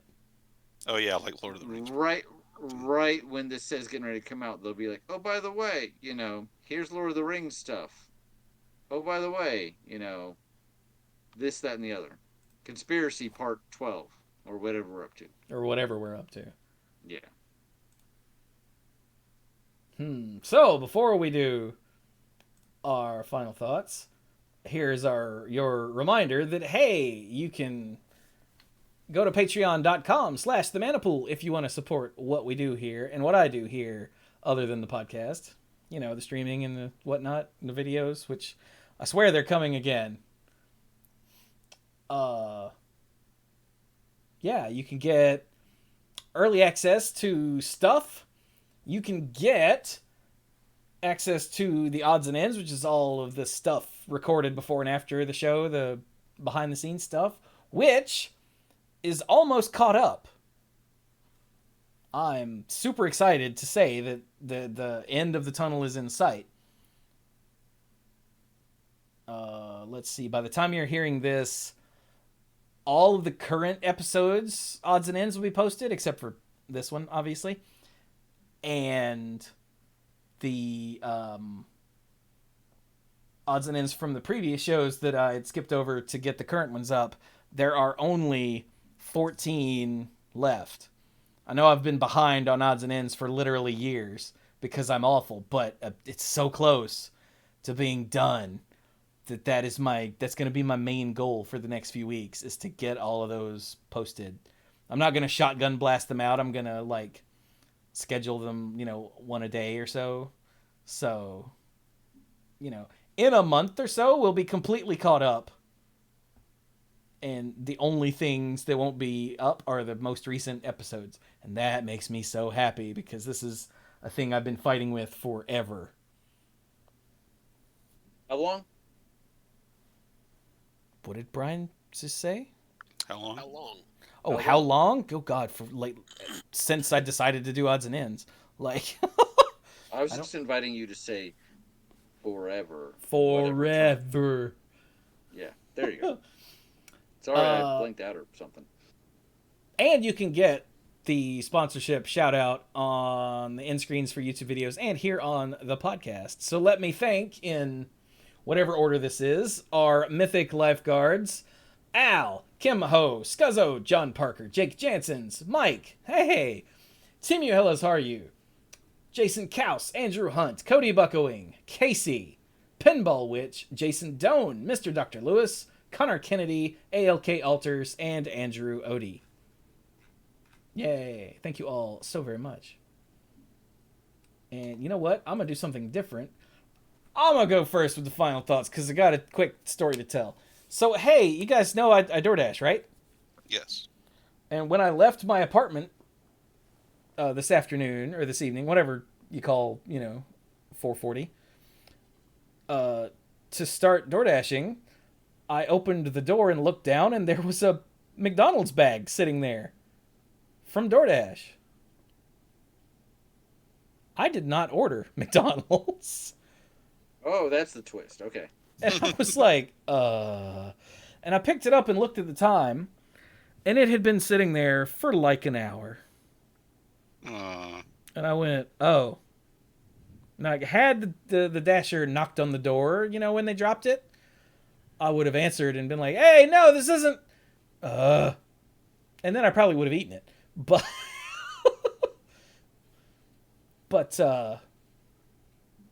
yeah, it had been sitting there long enough to where I was like, I don't know what to do. Now, my apartment complex kind of sucks for door dashing, especially at night, because the building numbers aren't on the front of the building, they're on the side, which is stupid. But it's terrible at night because you just have a bunch of buildings and the doors only have letters on them, and you're like, But yeah, it was broad ass daylight. And so they just dropped it in front of my apartment because I guess it went to someone else's apartment with the same letter in a different building. But, So yeah, I threw it in the car because I already had another order, and I was like, I don't know what to do with this. So like, I just threw it in the car and drove off to go pick up my order. And as I was delivering, I think the third order of the night, I was like, because I think whatever was in there, I think the McChicken probably, started to not smell great. Because, today here in this part of North Carolina, it hit 80. It was very warm. In February. It's so stupid. Yeah. And it's a hell of a day to leave some food sitting out in front of the wrong apartment. But yeah, I just thought I'd share that happened today. And I was like, it's good to know that some dashers are so bad at this they make me look good. Because, we have the easiest job in the world. You pick up food that matches the name or number, and then you take it to an address and you put it down. It's not hard. You have to, for some places, you have to double check to make sure you have the right food. McDonald's is not one of those. It all comes sealed. You just pick it up and go. And then you have to make sure you're at the right apartment or the right address, which is usually the easy part. And some people still manage to screw it up. Lord. And then you have dashers like me. While I was doing someone's grocery shopping, I got a text that was like, could you pick up 3 boxes of baking soda? And I'm like, can you add it to your order? And she's like, let me check. No, it says shopping's already started, so I can't. I was like, oh, I'm afraid there's nothing I can do. She's like, oh, but it's for my baby. For, I make a baking soda, bath, and it helps with diaper rash. It's like a miracle cure. And I'm out, and I didn't realize it. And I went, tell you what, I'll just pick it up separately and pay for it, and you can pay me back when I get there, because I delivered her a few times before, so I figured she was good for it. And she was like, that's amazing, thank you. So I spent my own money to buy some baking soda for this, a whole $3.95, mind you. Because, I'm decent like that. And then she handed me a 5. Well, first she ripped a 5 in half. She's like, here you go. And she went to like do the thing where you sort of pull it and it makes a snapping sound. And it goes, whoosh, and she went, I tore this in half. I'll be right back. I was like, that's a sign you got too much money.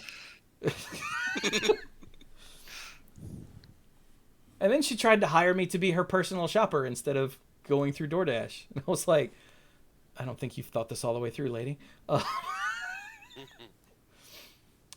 So yeah, that was my night. It started off weird and then it ended weird. And then I ate a burrito and came in here to talk to these dorks. Awesome. It was. And then I found $5 because that's what she handed me. Are you sure it's $5 and not half of $5? And I don't mean $2.50. Don't mean $2.50. Oh yeah, another thing. I signed up to be eligible to deliver alcohol because there was a $50 bonus. They're like, hey, if you sign up for this, we'll give you $50 straight up. And I was like, yes. And they did actually give me the $50. But Cool. So now, like, I did that, I think, at the beginning of this week on like Sunday or something. I don't remember when I did it. But now it seems like every night I have at least one order that's just some beer from 7-Eleven. And I've got to do the check the ID thing and whatnot. And thus far, everybody who orders beer from 7-Eleven is just the happiest and friendliest person that I have to deal with. Nice. Like today, I pulled in, like there was a guy walking a great big fluffy doggy, and I was like, oh my God, what a cute dog. And I pulled into the driveway, and the dude walked up behind me, and he's like, oh, you're here already, sweet. And the dog was like, oh my God, hi, are you my friend? And I'm like, I am your friend, oh my God, hi. And the dude, like, already had his license out, and he hands it to me, and I do the scanning thing, and we chat for a minute, and he's just super friendly, and the dog is still like, oh my God, I love you, hi, are we friends? We're totally friends, hi. And, you know, it's okay, yep, you're obviously old enough because it's from his birth date was in the 70s, and I'm like, I mean, I'm 80, so yeah. And then he like hands me cash. He goes, here you go, this is some extra. And he's like, I appreciate you very much, brother. And he walked his beer inside, and then he turned and took his dog back on the walk because the dog was really confused because it was a very short walk. He's like, we got to the end of the driveway and came back, this sucks. And yeah, dude, like I said, dude was just super friendly. And most people don't even like acknowledge the Dasher. Even if they stick their head out to grab the food while I'm still there, they don't look at me.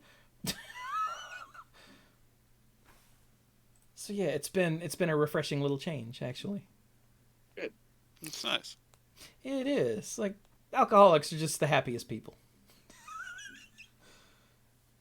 That seems like using a broad brush. Anyway, drunks. There we go. Drunks are the happiest people. It's really weird. Like, it's not like it's an order and they get beer. It's an order of beer. That's it. It's like, I want beer. And I'm like, here's your beer. And they're like, thank you. It's not like, you know, hey, I ordered food and I want to add on some beer from 7-Eleven. It's just, I want beer. Which I find hilarious. Anyway, so that's my final thought. How about you guys?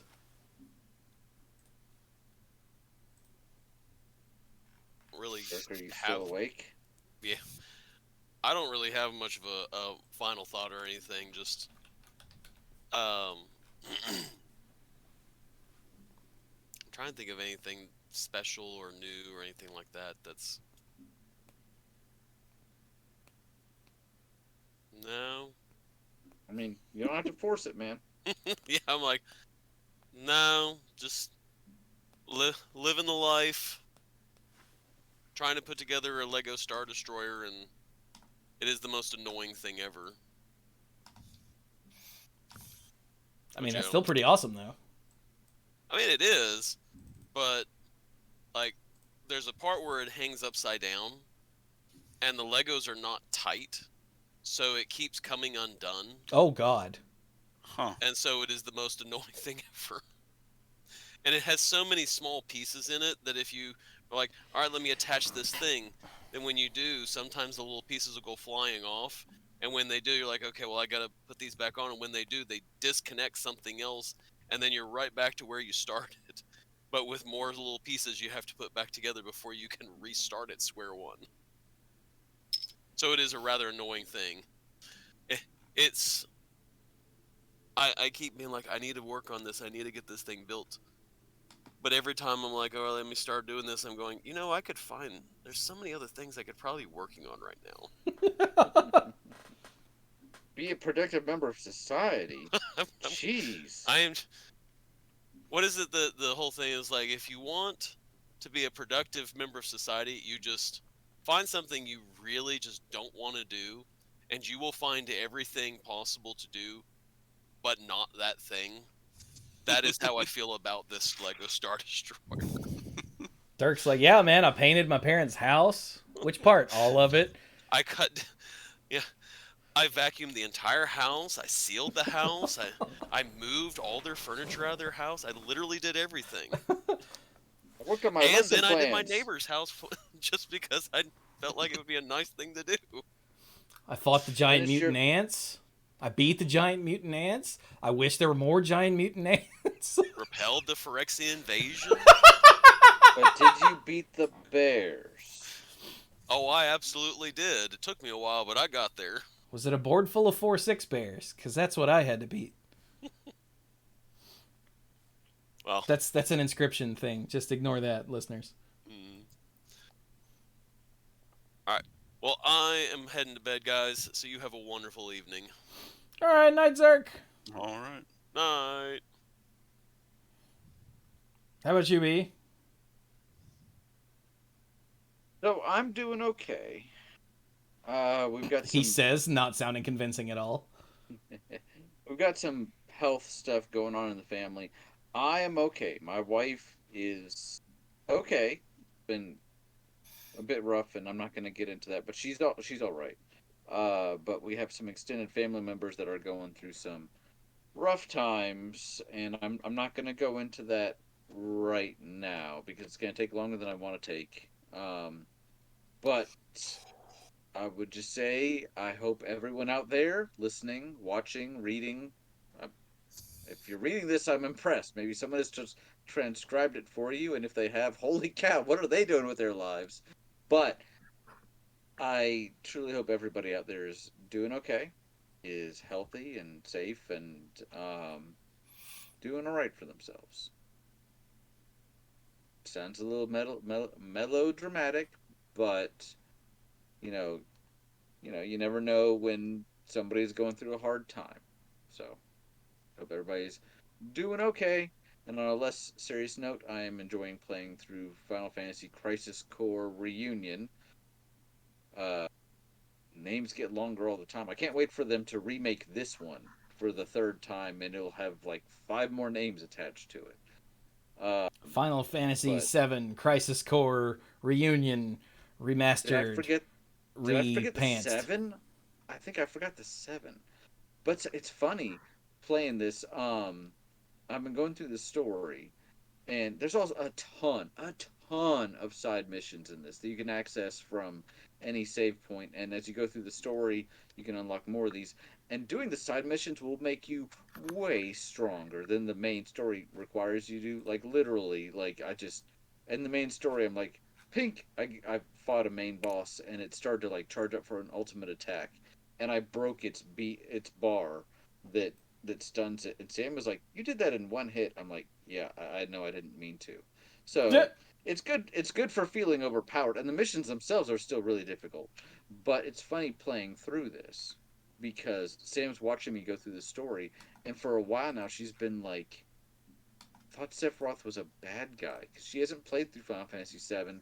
She was not around when I was playing the remake due to basically all of Questionable Baird's content. language. Yeah, yeah. Um, and so she's like, I thought Sephiroth was a bad guy, and I'm like, well, you'll just have to wait and see, because for most of this game, he's not. And then Besides, He how could a is. bad guy have such an awesome piece of music? True. Except for the fact that he is totally dressed like a bad guy and has a name like a bad guy. Sure. But she's just watching carefully. And it's really, as with most things with my daughter, showing them to her for the first time, it's really, I'm loving it, but it's also more than half of my enjoyment is just watching her reactions. So, yay. Nice. That's what I got. Like loving. Remember that. I knew somebody would pick it up. Thank you, Mike.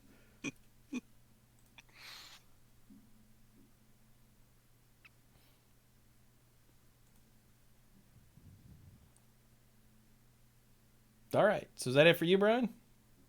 That's it. All right. Mike, what you got? Okay.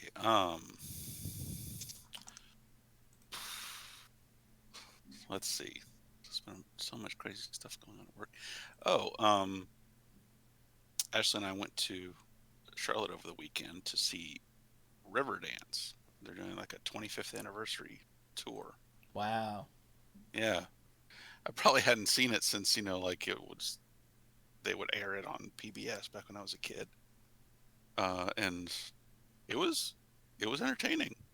We had a really nice time. Good music, very good dancing. Good. I can't remember where else I was going with that. Yeah, it was nice to get out and do something like that. See a show we hadn't gone and seen a show like that in quite a while. So that was nice. Yeah. Besides that, not much else has been going on lately. I don't know.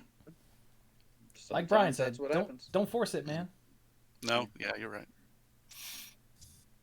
All right, then. So, with all of that, we will be done with the Maniple number 670.